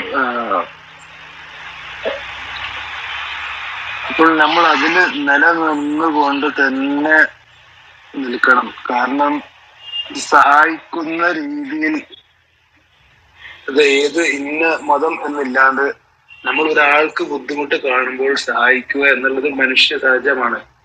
അതിൽ ശൈത്താന്റെ കൈകടത്തലുകൾ ഉണ്ടാകും. അതിപ്പോൾ നമ്മളൊരു ഫുട്ബോളിന്റെ കാര്യമാണെന്നുണ്ടെങ്കിലും ഏതൊരു കാര്യത്തിലും മറ്റൊരാൾക്ക് എന്തെങ്കിലും ഒരു അറിവില്ലായ്മ ചെയ്യുന്നത് കാണുമ്പോൾ അദ്ദേഹത്തെ പോയി സഹായിക്കുക എന്നുള്ളത് എല്ലാവരും ചെയ്യുന്ന സംഭവമാണ്. അത് ദീനിലാകുമ്പോൾ അവിശ്വാസം വരുന്ന സമയത്ത് അതേ അവിശ്വാസത്തിൽ നിലനിൽക്കുന്ന ആൾക്കാരുകളാണ് കൂടുതലും വന്നിട്ട് നമ്മളെ പ്രോത്സാഹിപ്പിക്കാൻ നോക്കുക. അത് കണ്ടറിഞ്ഞുകൊണ്ട് അതിൽ നിന്ന് മാറി നമ്മളുടെ വിശ്വാസം അടിയുറച്ച് നിന്നാൽ തന്നെ നമുക്ക് കാര്യങ്ങൾ മനസ്സിലാവുകയുള്ളൂ. അതുകൊണ്ടാണ് ഞാൻ വേറൊരു ഇതിനോട് മറുപടി പറയാം. ഇങ്ങനെ ഇടയ്ക്കിടയ്ക്ക് പറഞ്ഞു അതായിരിക്കും നല്ലത്. വേറൊരു കാര്യം പറയുന്നത്, അദ്ദേഹം ഖുറാനിൽ പുള്ളിക്ക് ഡൗട്ട് വന്നത് അനന്തരാവകാശ സ്വത്ത്, അത് മെയിൻ ആയിട്ട് പറയുന്നത്. അവിടാണ് എന്റെ തുടക്കം. എന്താണ് അനന്തരാവകാശ സ്വത്തിനകത്ത് ഖുറാൻ സംസാരിച്ചത് ശരിയല്ല എന്ന ഒരു പോയിന്റിലാണ്. നമ്മൾ അത് ഒരുപാട് തലക്കെട്ടെടുത്ത് ഇവിടെ തന്നെ ഡിസ്കസ് ചെയ്യാൻ, അത് പോയിന്റ് മാത്രം ഞാൻ പറഞ്ഞു, ഡീറ്റെയിൽ ആയിട്ട് പോകുന്നില്ല. അതിനകത്ത് ഖുറാന്റെ ആയത്തില് ആയത്ത് പറഞ്ഞനുസരിച്ച് ഡിവൈഡ് ചെയ്യുകയാണെങ്കിൽ 2 കേസിൽ ആ പറഞ്ഞതുപോലെ കൊടുക്കാൻ പറ്റത്തില്ല. അതിനകത്ത് കൂടുതലോ കുറവോ വരും. 2 കേസിൽ. ബാക്കി എല്ലാ കേസിലും കറക്റ്റ് ആയിട്ട് വരും. 2 കേസിൽ ചേരത്തില്ല. അപ്പൊ അത് അങ്ങനെ കേസ് ഉണ്ട് എന്നുള്ളത് കൊണ്ട് തന്നെ ആ ഖുറാനിൽ തന്നെ ഒരു വാക്ക് അല്ലാഹു ചേർത്തിട്ടുണ്ട്. ആർക്കും ദോഷകരമല്ലാത്ത രീതിയിൽ നിങ്ങൾ അത് എന്ത് ചെയ്യുക, അത് സ്വത്ത് വിഭജിക്കുക എന്ന് പറയുന്നുണ്ട്. ദോഷകരമല്ലാതെ, വിത്തൗട്ട് കോസിങ് ഹാം എന്ന് അതിനകത്ത് പറഞ്ഞിട്ടുണ്ട്. ആർക്കും ദോഷകരമല്ലാത്ത രീതിയിൽ. അപ്പം ഒരു കണക്ക് കൂട്ടി വരുമ്പോൾ ഒരു കേസിൽ ഒരു 3 ലക്ഷം രൂപ കുറവുണ്ടെങ്കിൽ ആ നഷ്ടം നിങ്ങൾ എല്ലാവരും ഒന്നിച്ച് ഡിവൈഡ് ചെയ്യുക. ആർക്കും ദോഷം വരരുത്, ഒരാളുടെ പുറത്ത് ചുമത്തരുത് എന്ന് ഇത് വരും എന്നുള്ളത് കൊണ്ടാണ് അള്ളാഹു ആ വാക്ക് ചേർത്തത്. അല്ലെങ്കിൽ അവിടെ ഒരു വാക്ക്, ആ ദ്രോഹകരമായെന്ന വാക്ക് വരേ ആവശ്യമില്ലായിരുന്നു. അതിപ്പോ സുല്ലമി ശ്രദ്ധിച്ചിട്ടില്ല. ഇത് പല പണ്ഡിതന്മാർക്കും പറ്റുന്നതാണ്. ഇത് പലർക്കും ഇത് അറിയത്തില്ല. ചിലവർക്ക് ഇത് കാണുമ്പോൾ മനസ്സിലാവുന്നുണ്ട്. നമ്മളത് തേടി പോയതുകൊണ്ട് നമുക്ക് അതിന്റെ ഉത്തരം കിട്ടിയത്. അപ്പൊ ഞാൻ പറഞ്ഞത്, ഇത് ഉത്തരം കിട്ടിയില്ലെങ്കിലും നമ്മൾ ഇത് ഉടനെ അത് എടുത്തു ചാടി ഇത് മതം വിടാൻ നിൽക്കരുത്. ഈ ഈ ഈ ചോദ്യത്തിന് ഉത്തരം നമുക്ക് കുറെ കാലം കിട്ടുന്നില്ലായിരുന്നു. അങ്ങനെ തേടി പോയി ചോദിച്ചു അറിയാവുന്ന ആരെങ്കിലും ഒരാൾ കാണും. അങ്ങനെ ഒരാൾ പറഞ്ഞു തന്നത് കണ്ടില്ലേ, ഇവിടെ എഴുതിയിട്ടുണ്ട്, ദ്രോഹകരമായ രീതിയിൽ അതിനെ പങ്കുവയ്ക്കുക, ദ്രോഹം വരാത്ത രീതിയിൽ. അപ്പൊ ആ ഡിഫറൻസ് അതിനകത്ത് വരും. ഇത്രേ ഉള്ളൂ, സിമ്പിൾ. അപ്പൊ ഞാൻ പറയുന്നത് ഇത്രേ ഉള്ളൂ. ഇതിനകത്ത് ഒരു അള്ളാഹു എല്ലാവർക്കും എല്ലാ ഇൽമും തരണമെന്നില്ല, എല്ലാം മനസ്സിലാക്കി തരണമെന്നില്ല. അത് ചിലപ്പം കിട്ടും, കുറെ കാലം കഴിഞ്ഞ് കിട്ടും, ഒരു സമയമാകുമ്പോൾ കിട്ടും. ഇതാണ് അതിനകത്ത് പറയാനുള്ളത്. അനന്തരാവകാശ സ്വത്തിന്റെ സുല്ലമി ഇത് കേൾക്കുന്നുണ്ടെങ്കിൽ, ഇത് ആരെങ്കിലും നമ്പർ ഉണ്ടെങ്കിൽ ഇത് അയച്ചു കൊടുക്കുക. അദ്ദേഹത്തിന് നമ്മൾ ആത്മാർത്ഥമായിട്ട് അദ്ദേഹം ഇത് മനസ്സിലാക്കണം എന്നുള്ളതുകൊണ്ടാണ് നമ്മൾ റൂം ഇട്ടത്. അപ്പം ഇതാണ് അനന്തരാവകാശ സ്വത്തിനുള്ളത്. പിന്നെ പറയുന്ന ശാസ്ത്രം പ്രശ്നങ്ങളുണ്ട് ഖുറാനകത്ത്. ഭ്രൂണശാസ്ത്രമുണ്ട്, ആകാശമുണ്ട്. നമ്മൾ ക്ലബ് ഹൗസിൽ ഇഷ്ടം പോലെ റൂമുകൾ. ക്ലബ് ഹൗസ് പോലെ ഈ ഫേസ് ടു ഫേസ് സംസാരിക്കുന്ന ഒരു ഡിബേറ്റും കാണത്തില്ല ഇവിടെ. മറ്റ് ഡിബേറ്റുകളൊക്കെ 10 മിനിറ്റ് ഇയാൾ സംസാരിക്കും, 10 മിനിറ്റ് അയാൾ സംസാരിക്കും. ഇയാൾ പറഞ്ഞ ആൾ ഉത്തരം പറയത്തില്ല, അയാൾ പറയുന്ന ഇയാൾ ഉത്തരം പറയത്തില്ല. അങ്ങനെ തട്ടിക്കൊണ്ട് പോകാൻ പറ്റും. ക്ലബ് ഹൗസിൽ അത് പറ്റില്ല. നേരെ ഒന്ന് ചോദിക്കുമ്പോൾ അപ്പൊ തിരിച്ച് ചോദിക്കും. അപ്പൊ അങ്ങനെയുള്ള സംവാദങ്ങളിൽ തന്നെ നമ്മൾ ആകാശത്തെ കുറിച്ചും ശാസ്ത്രത്തെ കുറിച്ചും ഭ്രൂണശാസ്ത്രത്തെ കുറിച്ചൊക്കെ ഡോക്ടേഴ്സ്, മതം വിട്ട എക്സ് മുസ്ലിം ഡോക്ടേഴ്സിനോട് മണിക്കൂറുകളോളം സംസാരിച്ചിട്ടുണ്ട്. ഖുറാൻ ഇതിനെ കുറിച്ച്, ഭ്രൂണം ഇതിനെ കുറിച്ച് സംസാരിച്ച കാര്യങ്ങളൊക്കെ നമ്മൾ സംസാരിച്ചിട്ടുണ്ട്. അത് തീർച്ചയായിട്ടും അതിനെക്കുറിച്ച് സംസാരിക്കാം. എല്ലാം മുന്നോട്ട് വരികയാണെങ്കിൽ നമുക്കത് ഓരോന്നോരോന്നെടുത്ത്, ആകാശം ഒരു ദിവസം, ഭ്രൂണം ഒരു ദിവസം ഒക്കെ സംസാരിക്കാം. നമുക്ക് ഒരു പ്രശ്നമില്ല. അത് മതം വിടാനുള്ള ഒന്നും അതിനകത്ത് ഇല്ല. അത് മനസ്സിലാക്കുന്നതിനുള്ള മിസ്റ്റേക്കാണ് ഒന്ന്. പിന്നെ അദ്ദേഹം പറയുന്നത്, എനിക്ക് ഓരോ ആയത്തിന് സംശയം വന്നു എന്നുള്ളത്. അതെങ്ങനെ വരുന്നത് എനിക്കറിയാൻ വയ്യ. ഓട്ടോ ഡയറക്റ്റ് പറയുമായിരുന്നു ഖുറാനിൽ ഒരു ധാർമ്മികതയില്ല. അതെങ്ങനെ അവർക്ക് പറയാൻ പറ്റുമെന്ന് എനിക്കറിയാം. ആരെന്തെങ്കിലും ഒന്നും അറിയാത്തവരും പറയാൻ അതിനകത്ത് കുറച്ച് നല്ല കാര്യങ്ങളുണ്ടെന്നുള്ളത്. മതം വിട്ട് കഴിയുമ്പോഴത്തേക്ക് ഇവരുടെ മൈൻഡ് വേറെ മാതിരി വർക്ക് ചെയ്യാണ്. ഓരോ ആയത്തിനും എനിക്ക് സംശയം. അപ്പൊ അത് ക്ലിയർ ആയിട്ട് ആ ശൈത്താന്റെ ആ വസ്വാസാണ് ഇവരെ മതം പിടിക്കുന്നുള്ളത് മനസ്സിലാക്കാൻ പറ്റും. അല്ലെങ്കിൽ പറയണ്ട കുറച്ചെങ്കിലും നന്മയുണ്ടെന്ന്. അത് സമ്മതിക്കുന്നില്ല. അതെന്താ അത്? ആ മനസ്സ് അങ്ങനെ കട്ടിയാക്കി തരുന്നു. അപ്പം ഖുറാനിൽ തന്നെ ഉണ്ട്. അതായത് ഒരു ഫിസിക്കന്റെ മനസ്സിനെ കുറിച്ച് എന്താ പറയുമ്പോഴത്തേക്ക് ഒരു നിഷേധിയുടെ മനസ്സ് ആകാശത്തിലേക്ക് പറന്നു ചെല്ലുന്ന ഒരു ആസ്ട്രോണോട്ട് ഉണ്ടല്ലോ, മുകളിലോട്ട് പോകുന്ന ഒരു എന്താ ആസ്ട്രോണോട്ട്, എന്താണ് ബഹിരാകാശ സഞ്ചാരിയുടെ മനസ്സ്, ഹൃദയം കടുക്കുന്നത് പോലെ ഇവിടെ മനസ്സ് കടുക്കും. Stiffening of heart. അതൊരു സയൻസ് ആണ്. അതൊരു സയൻസ് പ്രൂഫാക്കി വെക്കുക. ഖുറാൻ ദൈവികമാണെന്നുള്ളതിന്റെ ഒരു തെളിവാണ്. നിങ്ങൾ നാസയുടെ വെബ്സൈറ്റ് എടുത്ത് നോക്കുക, അതിന് സ്റ്റിഫനിങ് ഓഫ് ഹാർട്ട് എന്ന് അടിച്ച് നോക്കുക. ആസ്ട്രോണോട്സിന്റെ അവരെ ടെസ്റ്റ് ചെയ്യുന്നുണ്ട്. പോയിട്ട് വന്ന ആൾക്കാരുടെ ഹാർട്ട് നോക്കിക്കഴിഞ്ഞാൽ അത് സ്റ്റിഫൻ ആവുന്നുണ്ട്, പെർമനന്റ് ആയിട്ട് സ്റ്റിഫൻ ആവുന്നുണ്ട്. അപ്പം അത് ഖുറാൻ നിഷേധികളുടെ, സത്യനിഷേധികളുടെ ഹാർട്ടിനെ കുറിച്ച് പറയുമ്പോൾ അവരുടെ ഹൃദയം എങ്ങനെ കടുക്കെടുക്കും, എങ്ങനെ സ്റ്റിഫൻ ആവും എന്ന് വെച്ചാൽ, ആകാശത്തിലേക്ക് കയറി ചെല്ലുന്ന ഒരാളുടെ ഹൃദയം കടുക്കുന്ന പോലെ എന്ന് ഉപമ പറഞ്ഞിരിക്കുകയാണ്. അതിനകത്ത് അത് തന്നെ ഖുറാൻ ദൈവികമാണെന്നുള്ള തെളിവാണ്. ഞാൻ പറഞ്ഞത് അതുപോലെ സ്റ്റിഫൻ ആയതുകൊണ്ടാണ് ഇങ്ങനെ സംസാരിക്കുന്നത്. എല്ലാ ആയത്തിലും എനിക്ക് സംശയം വന്നു എന്ന് പറയുന്നുണ്ട്. ഇപ്പൊ അനന്തരാഷ്ട്ര സ്വത്ത് ശാസ്ത്രത്തിനെ കുറിച്ച് പറഞ്ഞു. ഇനി കുറച്ചു നേരം ജനീഷ് സംസാരിക്കും. വേറെ ഇതിന് ഞാൻ പറയാം, 2 മിനിറ്റ് ഗ്യാപ്പ് ഇട്ടിട്ട് പറയാം. ജനീഷ് വേറെ എന്തെങ്കിലും ഓർമ്മ ഉണ്ടെങ്കിൽ ഞാൻ പറഞ്ഞതിനകത്ത് എന്തെങ്കിലും കമന്റ് ഉണ്ടെങ്കിൽ പറയും. തീർച്ചയായും നിങ്ങള് പറഞ്ഞത് ശരിയാണ്. വിട്ട് കഴിയുന്ന സമയത്ത് പിന്നെ നമുക്ക് ആകർഷണം കൂടുതലും ഇതിൽ നിന്ന് വിട്ട ആൾക്കാരുടെ സംഭാഷണങ്ങൾ ശ്രദ്ധിച്ചുകൊണ്ട് അത് കേൾക്കുമ്പോൾ അത് ശരിയാണല്ലോ, ഇതും ശരിയാണല്ലോ എന്ന് തന്നെ നമ്മളെ ശൈത്താൻ പറഞ്ഞുകൊണ്ടിരിക്കും. ശൈത്താന്റെ വസ്വാസിനെ ഫസ്റ്റ് മനസ്സിലാക്കുക എന്നുള്ളതാണ് നമ്മൾ ഫസ്റ്റ് ചെയ്യേണ്ടത്. എല്ലാ പ്രവൃത്തിയിലും ശൈത്താൻ ഇന്നഹു അദുവ്വുൻ എന്നാണ് അള്ളാഹ് ഖുർആനിൽ പറയുന്നത് മനുഷ്യർക്ക്, അല്ലാണ്ട് മുസ്ലിങ്ങൾക്കോ മുഅ്മിനീങ്ങൾക്കോ അല്ലെങ്കിൽ ഒരു പ്രത്യേക റിലീജന് മാത്രമായിട്ടില്ല. മനുഷ്യവർഗത്തിന്റെ ശത്രുവാണ് ശൈത്താൻ. അത് ഒരു ബോധവും ഇല്ലാത്ത ഒരു മനുഷ്യനെ ശൈത്താൻ വസ്വാസ് പറയും. ഫുൾ ബോധമായിട്ടുള്ള ആലിമിനെ ദിലീപ് സാറിനാരി ആദം നബി അലൈഹി ഇസ്ലാമിനെ ഒന്നുമില്ല, അത്രയും വാസ്റ്റായിട്ട് കിടക്കുന്നത് സ്വർഗം എന്ന് പറഞ്ഞാൽ ദുനിയാവും ഭൂമിയും ഒന്നുമല്ല, സ്വർഗമാണ്. അത്രയും വാസ്റ്റായിട്ട് കിടക്കുന്ന സ്വർഗത്തിനകത്ത് ഒരു കാര്യം ചെയ്യണ്ട എന്ന് പറഞ്ഞിട്ട് ശൈത്താൻ ആദം നബിയെയും ഹവ്വാ ബീവിയെയും അവരെ അങ്ങോട്ട് എത്തിച്ചിട്ടുണ്ടെങ്കിൽ അപ്പോൾ അതിൽ നിന്ന് നമുക്ക് മനസ്സിലാക്കാം അദ്ദേഹത്തിന് അള്ളാഹ് കൊടുത്തിട്ടുള്ള ശക്തിയുടെ ഇത് എന്താണെന്നുള്ളത്. ഫുൾ വിട്ടുകൊടുത്തിരിക്കുകയാണ്. അപ്പോൾ അത് നമ്മൾ മനസ്സിലാക്കിക്കൊണ്ട് മറ്റു മതസ്ഥൻ എന്നുള്ളതിന് കൂടെ തന്നെ എല്ലാരെയും അവർ ഷെർ ചെയ്തുകൊണ്ടിരിക്കുകയാണ്. ചിലപ്പം നമുക്ക് ശരി ചോദിച്ചുകൊണ്ട് നമ്മളെ ഷെർ ചെയ്യും, തെറ്റ് തോന്നിച്ചുകൊണ്ട് ഷെർ ചെയ്യും. അപ്പൊ ഇതിൽ നിന്ന് ഏറ്റവും നമ്മൾ ചെയ്യേണ്ടത്, സുല്ലമി സാർ ഇത് കേൾക്കുന്നുണ്ടെങ്കിൽ തന്നെ ഇത് റെക്കോർഡിംഗ് ആണല്ലേ ദിലീപ് സാർ? നമ്മൾ ഇത് യൂട്യൂബ് ആക്കും. അദ്ദേഹത്തിന് വേണ്ടി മാത്രം ചെയ്യുന്ന പ്രോഗ്രാമായിട്ട് എടുത്ത് അത് പുള്ളി ഞാൻ ബാക്കി ഇപ്പൊ എന്തായാലും ജനീഷും കൂടെ ഞാൻ നിർത്താന്ന് വിചാരിച്ചത്. ജനീഷും കൂടെ ഇടപെട്ടുകൊണ്ട് ഞാൻ പുള്ളിയുടെ എല്ലാ വാദങ്ങൾക്കും ഞാൻ മറുപടി ഇതിനകത്ത് തന്നെ പറയാം. ഇങ്ങനെ ഇടയ്ക്കിടയ്ക്ക് ഞാൻ ഒരു വിഷയം പറഞ്ഞു ജനീഷ് റെസ്പോണ്ട് ചെയ്യും, പിന്നെ അടുത്ത് പറയാം. അപ്പം അങ്ങനെ 1 to 1 ആയിട്ട് പോകും, അല്ലെങ്കിൽ ബോറടിക്കും. ഇത് റെക്കോർഡ് ചെയ്ത് നമ്മൾ യൂട്യൂബിലാക്കും. ഷമീറ ചെയ്യാലോ അല്ലെ? യൂട്യൂബിൽ ഇടാലോ ഇതില്ല? ഷമീർ സ്ഥലത്തില്ല. ഓക്കെ, അപ്പൊ പറഞ്ഞോ ജനീഷ് പറഞ്ഞോ. അടുത്ത ഇത് കഴിഞ്ഞിട്ട് ഞാൻ അടുത്ത അതിനകത്ത് പറയാം. അപ്പോൾ മൂപ്പര് മനസ്സിലാക്കേണ്ടത് അതായിരുന്നു, മൂപ്പർക്ക് ആദ്യം മുതലേ സംശയങ്ങൾ വന്ന സമയത്ത് തന്നെ മൂപ്പർ ഖുർആനുകൾ പല വിധത്തിലുണ്ട് എന്ന് പറഞ്ഞുകൊണ്ടും സംശയങ്ങളുടെ കെട്ടുപാടങ്ങൾ എടുത്ത് മുന്നിൽ വെച്ചുകൊണ്ട് ഈ സംശയങ്ങളാണ് ശരി എന്ന് ശരിവെക്കുകയാണ് എൻഡ് ഓഫ് ദ ഡേ മൂപ്പര് ചെയ്തത്. ശരി, ഓക്കെ, ശരിയാണ്. പറഞ്ഞ കണക്ക് വസ്വാസം ഉണ്ടാവും. അള്ളാഹു ആദം നബിയെ തന്നെ ഇതായി കഴിഞ്ഞു സാത്താൻ തന്ത്രം പ്രയോഗിക്കും, നല്ലതുപോലെ ചോദിക്കും. അത് പറഞ്ഞില്ലേ നേരത്തെ ഹദീസ്, സൂര്യൻ ആര് സൃഷ്ടിച്ചു എന്നുള്ളത് നല്ല ചിന്തയാണ്. ആര് സൃഷ്ടിച്ചു? അള്ളാഹു തന്നെയാണ്.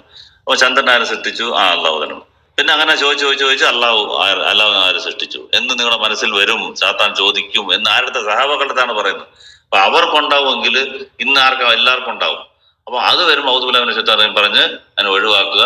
പിന്നെ സുമസ്തഖാമു എന്ന് പറയാം, അള്ളാഹുവിനെ വിശ്വസിച്ചു ഞാൻ അതിൽ ദൃഢമായി ഉറച്ചു നിൽക്കുന്നു എന്ന് പറയുന്നവർക്ക് വ്യസനിക്കേണ്ടി വരത്തില്ല, ഭയപ്പെടേണ്ട ആവശ്യം വരത്തില്ല. അങ്ങനെ വന്നു കഴിഞ്ഞാൽ നമ്മൾ ഒന്നിനും ഭയപ്പെടത്തില്ല, വ്യസനിക്കത്തില്ല. ഇത് കറക്റ്റ് ആണ്, എന്ത് വന്നാലും നമുക്കത് ആൻസർ ഉണ്ട് എന്നുള്ള അത് മനസ്സ് വരും. ഈ വിശ്വാസത്തിലേക്ക് പോയില്ല. ഇത്രയും തൗഹീദും അതും എത്ര പ്രൂഫുകളാണ് നമ്മുടെ മുമ്പിലുള്ളത്, 1ഉം 2ഉം അല്ല. ഇക്കാലത്ത് ഇഷ്ടം പോലെ നമ്മൾ ക്ലബ് ഹൗസ് എക്സാമ്പിൾ എടുത്തു കഴിഞ്ഞാൽ എത്ര ചോദ്യത്തിന് ഉത്തരമാണ് നമുക്ക് ഇവിടെ വന്നതിന് ശേഷം കിട്ടിയത്. ഇനി വെളിയിലായിരുന്നെങ്കിൽ നമുക്ക് ഇതൊന്നും അറിയത്തില്ല. വെളിയിലുള്ള ആൾക്കാർക്ക് വലിയൊരു ഭൂരിപക്ഷം ആൾക്കാർക്ക് ഇത് എന്താണെന്നേ അറിയത്തില്ല. അവരെല്ലാം മതം വിടാൻ പെട്ടെന്ന് പോയി ഒരു ചോദ്യം ചോദിച്ചാൽ അവർക്ക് ആൻസർ പറയാൻ പറ്റത്തില്ല. നമ്മളിത് കണ്ടിന്യൂസ് ആയിട്ട് ഫോളോ അപ്പ് ചെയ്ത് എന്താണ് വിമർശനം വരുന്നത് കേട്ട് അപ്പോഴേ പോയി അറിയാവുന്നിടത്ത് ചോദിച്ച് അത് മനസ്സിലാക്കി അത് ഇവിടെ വന്ന് പറയുന്നതുകൊണ്ടാണ് നമ്മൾ അത് ഒരു പരിധിവരെ അപ്ഡേറ്റഡ് ആയിരിക്കുന്നത്. ബാക്കിയുള്ളത് പറയണമെന്നില്ല. അപ്പൊ അതുകൊണ്ട് ഒരു ചോദ്യം പറയാൻ പറ്റിയില്ല, ആൻസർ പറയാൻ പറ്റിയില്ല, ഒരാൾ സംശയം ഉണ്ടാക്കുന്നത് ഉടനെ മതം വിടുവാണ്. അത് ശരിയല്ല. അത് പറയാൻ വേണ്ടി മാത്രമാണ് ഇട്ടത്. മതം വിട്ടവർക്ക് അതൊരു പാഠമാണ്. നിങ്ങൾക്ക് ഒരു ആൻസർ ഇല്ല എന്നുള്ളത് കൊണ്ട് മതം വിടേണ്ട ആവശ്യമില്ല. പക്ഷെ ഇത് ദൈവത്തിന്റെ ഗ്രന്ഥം എന്നുള്ളതിന് ഒരുപാട് പ്രൂഫുണ്ട്. പക്ഷെ ചോദിച്ചതെല്ലാം തിരിച്ച് കിട്ടുന്നുണ്ട് നമുക്ക് ആൻസർ, പിന്നീടെങ്കിലും കിട്ടുന്നുണ്ട്. അത് ആ സമയത്ത് അപ്പൊ വിമർശനം പൊട്ടിപ്പോകുന്നു. അപ്പൊ ഇസ്ലാം നിൽക്കുന്നു. അങ്ങനെ അതൊരു പ്രൂഫായിട്ട് എടുക്കാൻ പറ്റും. ഓക്കെ, എന്നിട്ട് പുള്ളി പറയുന്ന അനന്തരാവകാശം പിന്നെ ശാസ്ത്രം പറയുന്നത്, പിന്നെ മെയിൻ ആയിട്ട് പറയുന്നത് എന്താണ്, അള്ളാഹു പുറത്തു കൊടുക്കും എന്ന് ഇഷ്ടം പോലെ സ്ഥലത്ത് പറയുന്നുണ്ട് ഖുർആനിൽ. ഇതൊരു പുള്ളൊരു മെയിൻ ആർഗ്യുമെന്റ് ആയിട്ടാണ് വെച്ചേക്കുന്നത്. അത് ജബ്ബാർ മാഷിന് വലിയ രീതിയിൽ ഇഷ്ടപ്പെടുകയും ചെയ്തു. അള്ളാഹു ഞാൻ പുറത്തു കൊടുക്കുന്നു പല രീതിയിൽ പല അതെ അതെ അതെ, അത് വളരെ കറക്റ്റ് ആണ് സാർ പറഞ്ഞത്. അത് ഞാൻ പറയാം, ഇത് ഇച്ചിരി ഡീറ്റെയിൽ ആയിട്ട് ഞാൻ പറയാം. ഇത് ഇച്ചിരി ഡീറ്റെയിൽഡ് ആയിട്ട് തന്നെ ഞാൻ പറയാം. ഇത് പലർക്കും നമ്മൾ മനസ്സിലാക്കേണ്ട കാര്യമാണിത്. അപ്പം എങ്ങനെയാണ് ഇത് പുറത്തു കൊടുക്കുക? എങ്ങനെ? അപ്പൊ എന്ത് തെറ്റ് ചെയ്താലും അല്ലാതെ പുറത്തു കൊടുക്കും, പുറത്തു കൊടുക്കും. ഒരുപാട് അടുത്ത് പറയുന്നുണ്ട് ഇതെല്ലാം എങ്ങനാവും, ഇതെങ്ങനെ ശരിയാവും. ഇപ്പൊ നമ്മൾ തന്നെ സ്കൂളിൽ മാഷന്മാരാണ്, എല്ലാവരും ഒരാൾ ലേറ്റായിട്ട് വരുന്നു, നീ ലേറ്റായിട്ട് വന്നെങ്കിൽ ഞാൻ പുറത്തു തരാൻ ഒരുത്തനെങ്കിലും നേരെയായിട്ട് വരുമോ? ഇത് എന്താണ്, ഒരാളെ മനുഷ്യനെ കൊണ്ട് തെറ്റ് കൂടുതൽ ചെയ്യിക്കല്ലേ ഉള്ളൂ എന്ന് സുല്ലമി ചോദിക്കുന്നു. ജബ്ബാർ മാഷിനാണ് ഇത് ഭയങ്കരമായിട്ട് ഇഷ്ടപ്പെട്ടു. സൂപ്പർ പോയിന്റ് ആണ് നിങ്ങളിപ്പോ പറഞ്ഞത്, കറക്റ്റ് ആണ്. ഇതെങ്ങനെ മനുഷ്യനെ നേർവഴിക്കല്ലല്ലോ ദൈവം, നിങ്ങളിപ്പം ദൈവത്തെ വിശ്വസിക്കുന്ന പറയുന്നത് അതും ഒക്കെയാണ്, ആ ചിന്ത കറക്റ്റ് ആണ്. ഒരാളെ തെറ്റിന്നും പിന്തിരിപ്പിക്കും. പക്ഷെ മതം ഇസ്ലാം പറയുന്ന ഈ റൂള്, ഞാൻ പുറത്തുവരും ഉള്ളിടത്തും ആവശ്യമുള്ള സ്ഥലത്തും ഇല്ലാത്ത സ്ഥലത്തെല്ലാം പറയുന്നത് ആൾക്കാരെ തെറ്റിലേക്ക് നയിക്കും എന്ന് ഉള്ളത് കൊണ്ട് ഇസ്ലാം ഉണ്ട്, അത് വലിയൊരു തെറ്റാണ്. അത് സുല്ലമി ഓക്കെ, നമുക്ക് വിഷമം ഉണ്ടാവുന്നുണ്ട്. നമ്മള് ഇതൊന്നും വലുതായിട്ട് ഇവർ അത്രയും പഠിത്തമൊന്നും ഇല്ലാതെ ജസ്റ്റ് അറിയാവുന്ന ആൾക്കാരോട് ഉള്ള ചോദ്യങ്ങൾ സമ്പർക്കം കൊണ്ടാണ് നമ്മൾ ഓരോന്നോരോ ചിരി എവിടുന്നൊക്കെ കൊണ്ടുവരുന്നത്. നമുക്കിത് ആൻസർ ചെയ്യാൻ പറ്റുന്നുണ്ട്. നമ്മൾ ഇവർ പറയുന്നത് തെറ്റാണെന്ന് നമുക്ക് മനസ്സിലാവുന്നുണ്ട്. അതിന്റെ കാര്യകാരണ സഹിതം നമുക്ക് പറയാൻ പറ്റും. പക്ഷെ ഇവർക്ക് ഇത് ചിന്തിക്കാൻ പറ്റുന്നില്ലല്ലോ, എന്ത് പറ്റി എന്ന് ആലോചിക്കുമ്പോഴാണ് അവർ ആ സൈത്താന്റെ ചതിക്കുള്ളിൽ വീണെന്ന് മനസ്സിലാവുന്നത്. ഓക്കെ, അപ്പൊ ഇതിന് ആൻസർ ചെയ്യാം. ഇത് കുറച്ച് ഡീറ്റെയിൽ ആയിട്ട് പറയേണ്ട ആവശ്യമാണ്. ഇത് ഇങ്ങനെയുള്ള സിസ്റ്റം ആർക്കാണുള്ളതെന്ന് വെച്ചാൽ അത് മറ്റു മതങ്ങൾക്കാണുള്ളത്. അവർക്ക് ഒരു രക്ഷകനെ വിശ്വസിച്ചാൽ മതി. ഇന്നാളെ എന്നെ രക്ഷിക്കും, ഇന്നാളെ വിശ്വസിച്ച് കഴിഞ്ഞാൽ എന്നെ സ്വർഗത്തിൽ കൊണ്ടുപോകും, അത് ഉറപ്പുള്ള വിശ്വാസമാണ് എന്ന് അവർ നമ്മളോട് ചോദിക്കുന്നതാണ്. ഇങ്ങനെ വിശ്വസിക്കുന്നവർ, നിങ്ങളുടെ വിശ്വാസത്തിൽ ഉറപ്പുണ്ടോ? അവസാനം വരെ ഉറപ്പില്ലാന്ന് നബിയും പറയുന്നുണ്ട്. അതായത് അള്ളാഹു എന്നെ എങ്ങനെ ട്രീറ്റ് ചെയ്യും, നിങ്ങൾ എങ്ങനെ ട്രീറ്റ് ചെയ്യും എന്ന് അറിഞ്ഞുകൂടാ. പക്ഷെ നിങ്ങൾക്ക് ഇതിനകത്ത് ഉറപ്പില്ല, ഞങ്ങൾക്ക് ഉറപ്പുണ്ട്. ആ വിശ്വാസമാണ് തെറ്റ്. അതായത് ഒരാളെ വിശ്വസിച്ച് കഴിഞ്ഞാൽ നിങ്ങൾക്ക് സ്വർഗം ഉറപ്പാണ് എന്ന് പറഞ്ഞു കഴിഞ്ഞാൽ പിന്നെ അത് കഴിഞ്ഞ് ചെയ്യുന്ന കാര്യങ്ങളപ്പം അതിനുള്ള ആൻസർ ആര് ചെയ്യും? എത്ര തെറ്റുകൾ ചെയ്യും, മനുഷ്യനായ തെറ്റ് ചെയ്യും. അതാണ് ഇസ്ലാമിന്റെ ജഡ്ജ്മെന്റ്. മനുഷ്യൻ തെറ്റ് ചെയ്യുന്നവനാണ്.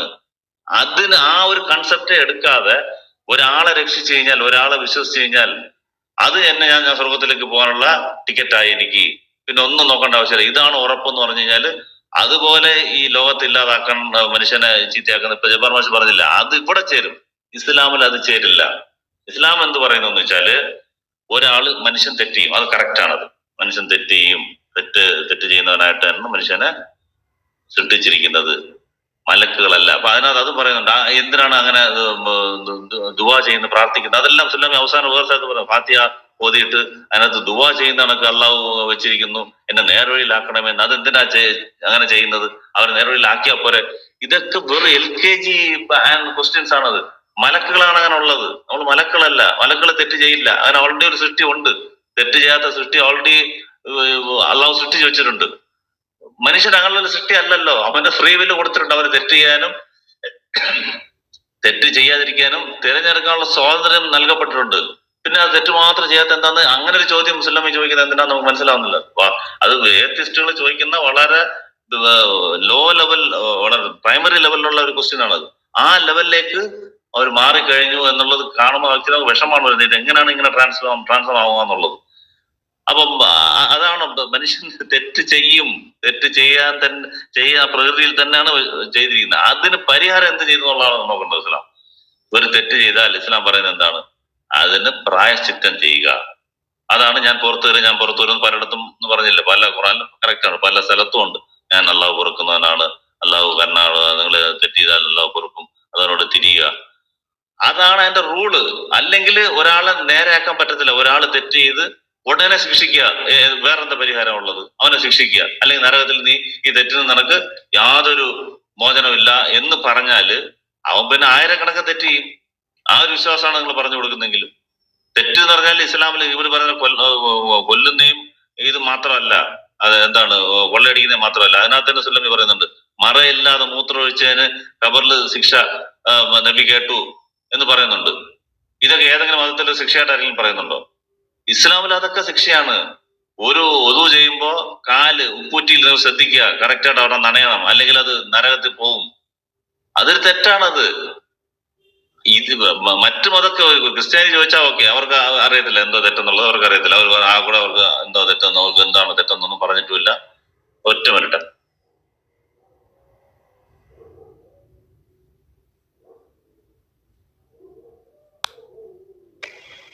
ശരിയാണ് ദിലീപ് സാഹിബ് പറഞ്ഞുകൊണ്ടിരിക്കുന്നത്. ഞാൻ ഗ്യാപ്പ് ഫില്ല് ചെയ്യാൻ കൂടിയിട്ട് രണ്ട് കാര്യം കൂടെ ചേർക്കുകയാണ്. ഖുർആനിൽ ഒരു സ്ഥലത്ത് മാത്രം അല്ലെങ്കിൽ രണ്ട് സ്ഥലത്ത് മാത്രം ഞാൻ പുറത്തു കൊടുക്കുന്നതെന്ന് പറഞ്ഞിട്ടുണ്ടെങ്കിൽ,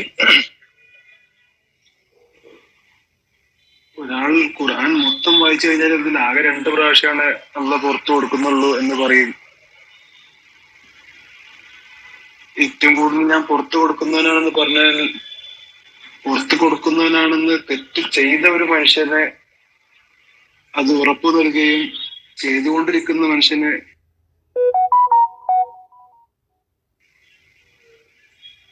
തിരിച്ച് മടങ്ങി വരാനുള്ള അവസരം നൽകുകയും അതുകൂടാണ്ട് ഭീതി വരുകയും ചെയ്യുന്ന ഒരിതാണ്. അതുകൊണ്ട് ഓക്കെ, ഞാനിത് ഇന്ന് തൽക്കാലം ഇത് പോയിട്ട് ഇന്ന തെറ്റ് ചെയ്യാം, എന്തായാലും അള്ള പുറത്തു വരുന്നവനല്ലേ എന്ന് പറഞ്ഞിട്ട് ആരും പോയി തെറ്റ് ചെയ്യില്ല. ആ നീയത്തിൽ തന്നെ ഹദീസിന്റെ അടിസ്ഥാനത്തിൽ ഒരാൾ ഒരു ശരി ചെയ്യണം, നന്മ ചെയ്യണം എന്ന് വെച്ചാൽ അയാൾ ചെയ്തില്ലെങ്കിലും അയാൾക്ക് അത് രേഖപ്പെടുത്തുകയും, ഒരാൾ തെറ്റ് ചെയ്തിട്ടുണ്ടെങ്കിൽ ആ തെറ്റ് ചെയ്യാൻ പോകുന്ന സമയം വരെ, ആ നിയത്ത് മുതൽ അത് ചെയ്യുന്ന വരെ അദ്ദേഹത്തിന് ആ തെറ്റ് രേഖപ്പെടുത്തില്ല എന്നുള്ളതും അങ്ങനെ വളരെ വ്യക്തമായിട്ട് പറഞ്ഞിട്ടുണ്ട്. അതുകൊണ്ടാണ് ചില ഹദീസുകളും ഖുർആനും അങ്ങോട്ടും ഇങ്ങോട്ടും കണക്റ്റഡ് ആണെന്ന് പറയുന്നത്. അതുകൂടാണ്ട് ഒരു ഒരു ഒരു ഗഫാറാണ് അല്ലാഹ്. അദ്ദേഹത്തിന്റെ സഹിഷ്ണുതയെ നമ്മൾ ഒരിക്കലും ചെറുതാക്കി കാണരുത്. ഒരു കുട്ടി സ്കൂളിലോട്ട് വരുന്നത് ഒരു മാഷിന് ഒരു ദിവസം 10 ദിവസം പുറത്തു കൊടുത്തിട്ടുണ്ടെന്നുണ്ടെങ്കിൽ മറ്റു കുട്ടികളും അത് കണ്ട് ആ പുറത്തു കൊടുക്കുന്ന കണ്ടിട്ട് അടുക്കുന്ന രീതി ഉണ്ടാവുമല്ലോ. ഞാൻ നേരത്തെ വരണം, ഞാൻ എന്റെ തെറ്റുകൾ അല്ല പുറത്തു വരുന്നുണ്ട്, ഞാൻ നന്നാവണം എന്ന് വിചാരിക്കുന്ന രീതിയും ഉണ്ടാവുമല്ലോ. ഓക്കെ, അതാണ്. Okay, continue. അപ്പം നിങ്ങൾ പറഞ്ഞു വരുന്നത് എന്താണ്? ഇപ്പൊ ഒരാൾ തെറ്റ് ചെയ്ത് അവന് പുറത്തേ കൊടുക്കാൻ പാടില്ല, ഉടനെ ശിക്ഷിക്കണമെന്നാണോ? അപ്പൊ അങ്ങനെ ചെറിയ ചെറിയ തെറ്റിനൊക്കെ എല്ലാം എന്തെല്ലാം ചെയ്യേണ്ടി വരും? വലിയ തെറ്റുകൾ മാത്രമല്ല ഇസ്ലാമിൽ ഇപ്പൊ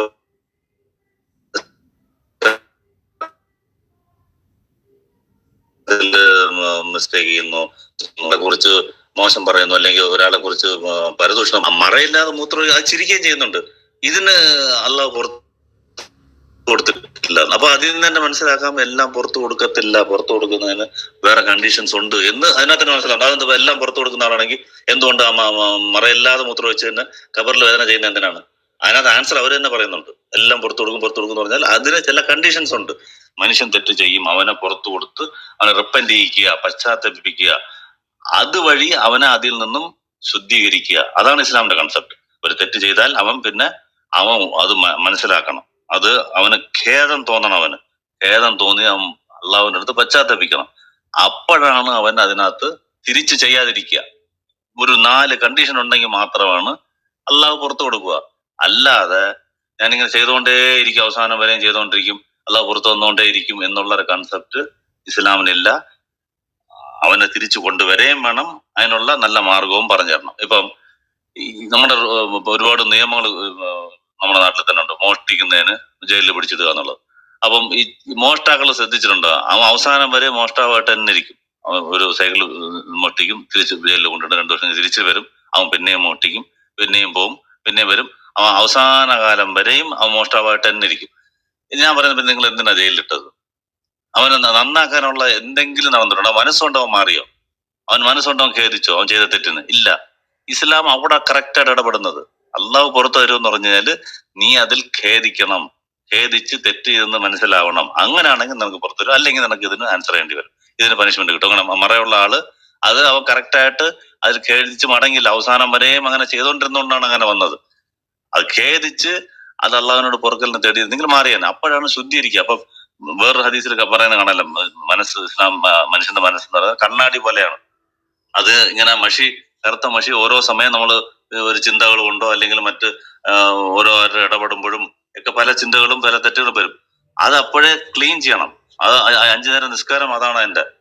അത് ചെയ്തു കഴിഞ്ഞാൽ അത് മനസ്സിൽ നിന്നുള്ള അത് പോയിട്ട് പിന്നെയും പഴയ പോലെ പിന്നെയും വരും. ഇത് ഇങ്ങനെ ആവും. നമ്മൾ തെറ്റ് ചെയ്യുമെന്നുള്ള ബോധം ഉണ്ടെങ്കിൽ മാത്രമേ അതിനൊരു പരിഹാരം കാണത്തുള്ളൂ. നമ്മൾ അതിന് സൂക്ഷിച്ച് ജീവിക്കത്തുള്ളൂ. അള്ളാഹുവിനോട് ചിന്ത എപ്പോഴും കാണത്തുള്ളൂ. തെറ്റിൽ നിന്ന് മാറി നിൽക്കത്തുള്ളൂ. അപ്പൊ നിങ്ങളുടെ റൂള്, ഈ നമ്മുടെ നാട്ടിൽ വെച്ചിരിക്കുന്ന മോഷ്ടിക്കുന്നതിന് ജയിലിൽ വിടുക എന്നുള്ള റൂള് അവനെ നന്നാക്കില്ല. പക്ഷെ ഈ പുറത്തു കൊടുക്കൽ മനുഷ്യനെ നന്നാക്കും. എത്രയോ ഹദീസുകൾ കാണാൻ പറ്റും. തെറ്റ് ചെയ്തിട്ട് വന്നിട്ട് ഇങ്ങനെ പടയ്ക്ക് ഞാൻ ഇത് ചെയ്തു പോയി എന്നുള്ള. ശരി, അങ്ങനെയാണെങ്കിൽ നിനക്ക് അള്ളാഹു പുറത്തു വന്നിട്ടുണ്ട്. അവൻ ഉണർന്നു, അത് മനസ്സിലായി തെറ്റാന്നുള്ളത്. പിന്നെ ഒരു തെറ്റ് ചെയ്യുന്നതായിട്ട് കാണുന്നില്ല. അവിടെ ഒരു ശിക്ഷയും ചെയ്തില്ല, ഒന്നും ചെയ്തില്ല. അവൻ അള്ളാഹുവിനെ ചോദ്യം ചെയ്യും, ഇന്ന് ശിക്ഷിക്കും എന്ന ബോധം അവന് മനസ്സിലായിട്ട് അവൻ ഓടി വന്നിട്ട് ഞാൻ അള്ളാഹുവിന്റെ പ്രവചനത്തിന്റെ അടുത്ത് ഞാൻ ഇങ്ങനെ തെറ്റ് ചെയ്തു പോയി എന്ന് പറയുമ്പോഴത്തേക്ക് ഓക്കെ, നീ റിപ്പന്റ് ചെയ്തിട്ടുണ്ട്, അല്ല ക്ലിയർ ആയിട്ട് വരും. റിപ്പന്റ് ചെയ്തിട്ട് അതിൽ നിന്നുള്ള അവനെ ഒഴിവാക്കി എന്നുള്ളത്. അങ്ങനെ കുറച്ച് ആയത്തുകൾ ഞാൻ വായിക്കാം. ഫസ്റ്റ് ഒരു ഹദീസ് ഉണ്ട്. ഖേദം, റിപ്പന്റൻസ്, പശ്ചാത്താപം എന്ന് പറയുന്നത് ഖേദമാണ്. ഇത് നിങ്ങൾ അഹമ്മദിൽ 2623 കാണാം, 4124 കാണാം. അതായത് വെറും പശ്ചാത്താപം കൊണ്ട് പറയുന്നതല്ല പശ്ചാത്താപം. ഇതാണ് സുല്ലമിക്കുള്ള മറുപടി. നിങ്ങൾ പറഞ്ഞില്ല പുറത്തു കൊടുക്കുക, അല്ലാഹു പുറത്തു കൊടുത്താൽ പിന്നെയും ചെയ്യുമെന്നും. പിന്നെയും ചെയ്യത്തില്ല എന്നുള്ളതിന് ഉറപ്പാണിത്. അവന് ഖേദം തോന്നണം ആദ്യം, ഞാൻ ചെയ്തിട്ടുള്ള ഖേദം. പിന്നെ ഇത് റിപ്പീറ്റ് ചെയ്യത്തില്ല എന്നുള്ള തോന്നൽ അവന് വരണം. പിന്നെ ഞാൻ ചെയ്യരുത്, അങ്ങോട്ട് തിരിച്ച് അതിനകത്ത് ഒരിക്കലും ഞാൻ അതിനോട്ട് റിവേർട്ട് ആവത്തില്ല എന്നുള്ള ബോധം അവന് വരണം. എന്നിട്ട് അവൻ പൊറുക്കലിനെ ചേരുമ്പോഴാണ് അള്ളാഹു പുറത്തു കൊടുക്കുക. അപ്പൊ അതിന് ചില ആയത്തുകൾ ഞാൻ വായിക്കാം. ഖുറാന്റെ നിസായില് 4:17 മുതൽ 18 ആയത്തുകൾ ശ്രദ്ധിക്കുക ശരിക്കും. 4:17-18 കറക്റ്റായിട്ട് സുല്ലമിക്കുള്ള ഉത്തരം പോലെ കാണുന്നത്. അത് ആയത്ത് വായിക്കാം. പശ്ചാത്താപം സ്വീകരിക്കാൻ അള്ളാഹു ബാധ്യത ഏറ്റെടുത്തിട്ടുള്ളത് അറിവുകേട് നിമിത്തം തിന്മ ചെയ്യുകയും എന്നിട്ട് താമസിയാതെ പശ്ചാത്തപിക്കുകയും ചെയ്യുന്നവർക്ക് മാത്രമാകുന്നു. അങ്ങനെയുള്ളവരുടെ പശ്ചാത്താപം അള്ളാഹു സ്വീകരിക്കുന്നതാണ്. അപ്പം അറിവുകേട് കൊണ്ട് ചെയ്യുന്നവനാണ്, വേണോന്ന് പറഞ്ഞ് ചെയ്യുന്ന ആളല്ല. അറിയാതെ ഒരാൾ മിസ്റ്റേക്ക് ചെയ്തു പോയെന്നു, അവൻ ഇപ്പൊ ചെയ്തു പോയി, ഞാൻ തെറ്റ് ചെയ്തു പോയി, ഇപ്പൊ എന്ത് ചെയ്യണം? അങ്ങനെ ഉള്ളപ്പോ നീ എന്ത് ചെയ്യണം? അതിൽ പെട്ടെന്ന് തന്നെ പശ്ചാത്തപിക്കണം, അതിൽ ഖേദിക്കണം. ഖേദിച്ച് അള്ളാഹുവിനോട് പൊറുക്കലിന് തേടിയാൽ അങ്ങനെയുള്ളവർക്കാണ് ഈ പശ്ചാത്താപം അള്ളാഹു സ്വീകരിക്കുക എന്നുള്ളത് ക്ലിയർ ആയിട്ട് ഈ ആയത്ത് സുല്ലമിക്ക് അറിയത്തില്ല. എന്തുകൊണ്ടാണ് അവർക്ക് പിന്നെ ഇങ്ങനെ ചോദ്യങ്ങൾ ചോദിക്കാൻ തോന്നുന്നത്? അപ്പൊ അള്ളാഹു ആ മനസ്സിനെ കടുപ്പിച്ചു കളഞ്ഞു എന്നുള്ളതാണ് മനസ്സിലാക്കുന്നത്. ഇനി അതേ ഇത് 4:17 4:18 നോക്കുക. പശ്ചാത്താപം എന്നത് തെറ്റുകൾ ചെയ്തുകൊണ്ടിരിക്കുകയും എന്നിട്ട് ആസന്നമാകുമ്പോൾ ഞാൻ ഇതാ പശ്ചാത്താപിച്ചിരിക്കുന്നു എന്ന് പറയുകയും ചെയ്യുന്നവർക്ക് ഉള്ളതല്ല. ഇത് അള്ളാഹു ആൻസർ കൊടുത്തു സുല്ലമിക്ക്. ജബ്ബാർ മാഷൻ രണ്ടുപേരും കൂടെ ചോദിച്ച ചോദ്യത്തിന് ഇത് മനുഷ്യനെ തെറ്റ് ചെയ്യാൻ പ്രേരിപ്പിക്കും. ഇപ്പൊ ഇവരെല്ലാം ഖുറാൻ മാസ്റ്റേഴ്സ് ആണ്, ഖുറാൻ ക്ലാസ് എടുക്കുന്ന ആളാണ് ജബ്ബാർ മാഷ്. ഇങ്ങനെയുള്ള ആയത്തുള്ളത് അറിയത്തില്ല. ഇത് വായിച്ചിട്ടുണ്ടെങ്കിൽ ചോദിക്കുമോ? ഇത് ക്ലിയർ കട്ട് ആൻസർ. അവരുടെ വേറൊന്നും വ്യാഖ്യാനിക്കേണ്ട ആവശ്യമില്ല, നേർക്ക് നേർ ആൻസർ. പശ്ചാത്താപം എന്നത് തെറ്റുകൾ ചെയ്തുകൊണ്ടിരിക്കുകയും എന്നിട്ട് മരണവാസനാകുമ്പോൾ ഞാനതാ പശ്ചാത്തപിക്കുന്നു എന്ന് പറയുകയും ചെയ്യുന്ന ആൾക്ക് ഉള്ളതല്ല. സത്യനിഷേധികളായിക്കൊണ്ട് മരണമടയുന്നവർക്കുള്ളതല്ല. അങ്ങനെയുള്ളവർക്ക് വേദനയേറിയ ശിക്ഷയാണ് നാം ഒരുക്കി വെച്ചിട്ടിരിക്കുന്നത്. അതാണ് അവിടെ കണ്ടത്. എന്താണ് അത്? എന്തുകൊണ്ട് പുറത്തു കൊടുത്തില്ല എന്ന് ചോദിച്ചില്ലേ? മറയില്ലാതെ മൂത്രം വെച്ചാൽ അത് ഈ കാറ്റഗറി പെടുന്ന ആളാണ്. അപ്പൊ പശ്ചാത്താപം ഇതിന് കണ്ടീഷൻസ് ഉണ്ട്. എല്ലാവർക്കും ഒരു ബ്ലാങ്കറ്റ് പശ്ചാത്താപം അല്ല അത്. അവൻ അത് റിപ്പന്റ് ചെയ്യണം, അത് തിരിച്ച് അള്ളാഹുവിനോട് പിന്നെ ചെയ്യാതിരിക്കണം, ഒരു നന്മ കൂടുതൽ പ്രവർത്തിക്കണം. അത് തന്നെ പറയുന്നത്. ഒരു തിന്മയ്ക്ക് ഒരു നന്മ ചെയ്താ തിന്മ എല്ലാം പോകുമെന്ന് പറഞ്ഞാൽ ഈ കണ്ടീഷനിലാണ്.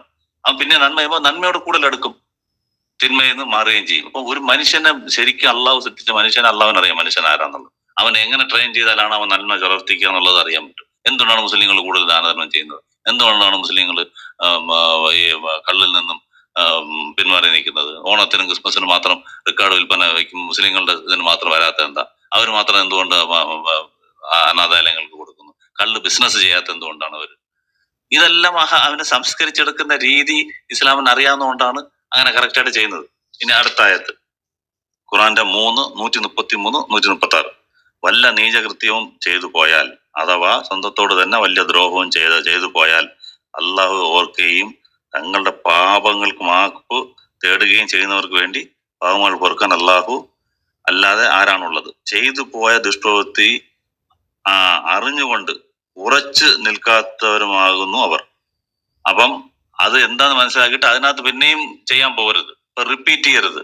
ഫസ്റ്റ് ഖേദം പ്രകടിക്കണം, അത് റിപ്പീറ്റ് ചെയ്യരുത്. ഇത് പിന്നെയും അവസാനം വരെ ഞാൻ ചെയ്തിട്ട് അവസാനം ആകുമ്പോഴത്തേക്ക് ഞാൻ പശ്ചാത്തപിച്ചെന്ന് പറഞ്ഞാൽ അത് ഏക്കത്തില്ല. ഇത്ര കണ്ടീഷൻ വെച്ചിട്ടാണ് പറഞ്ഞത് ഞാൻ പുറത്തുതരാന്നുള്ളത്.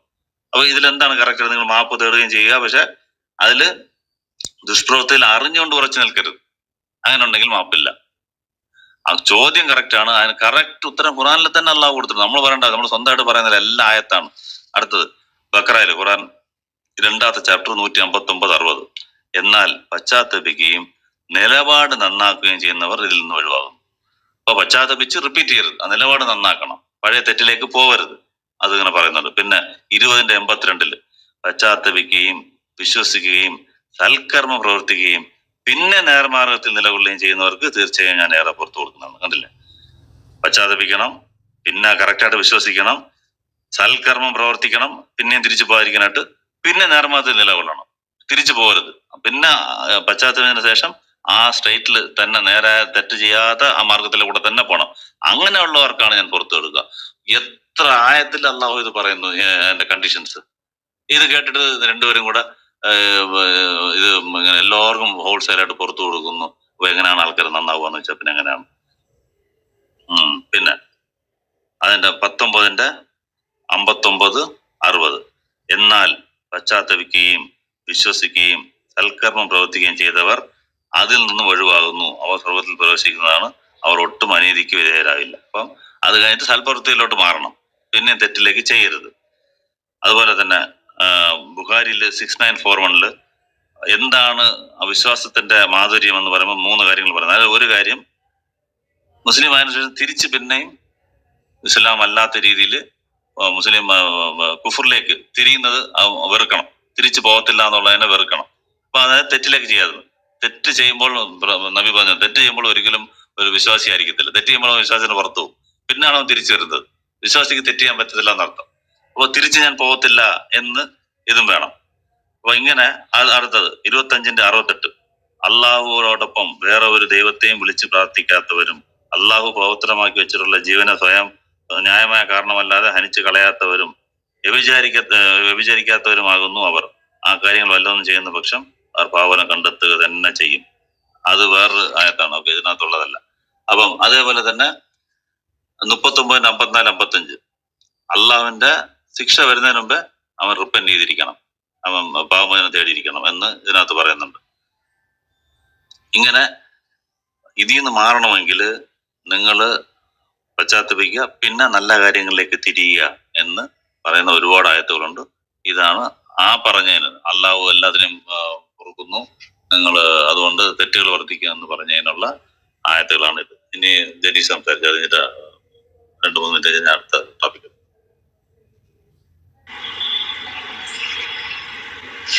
എനിക്ക് ഇതില് വേറെ പ്രത്യേകിച്ച് ആഡ് ചെയ്യാനൊന്നുമില്ല.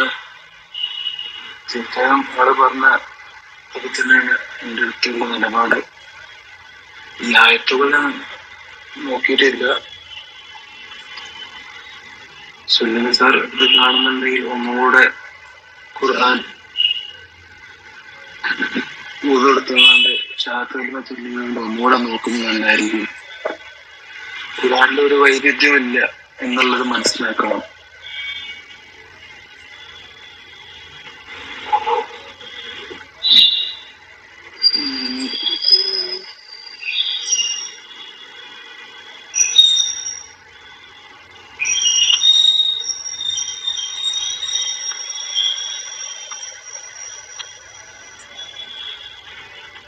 അന്തരാഷ്ട്രത്തിന്റെ കാര്യം പറഞ്ഞാലും ശരിയാണ്. പിന്നെ നിസ്കാരത്തിന്റെ ഒരു സംശയം പറഞ്ഞിട്ടുണ്ടായിരുന്നു.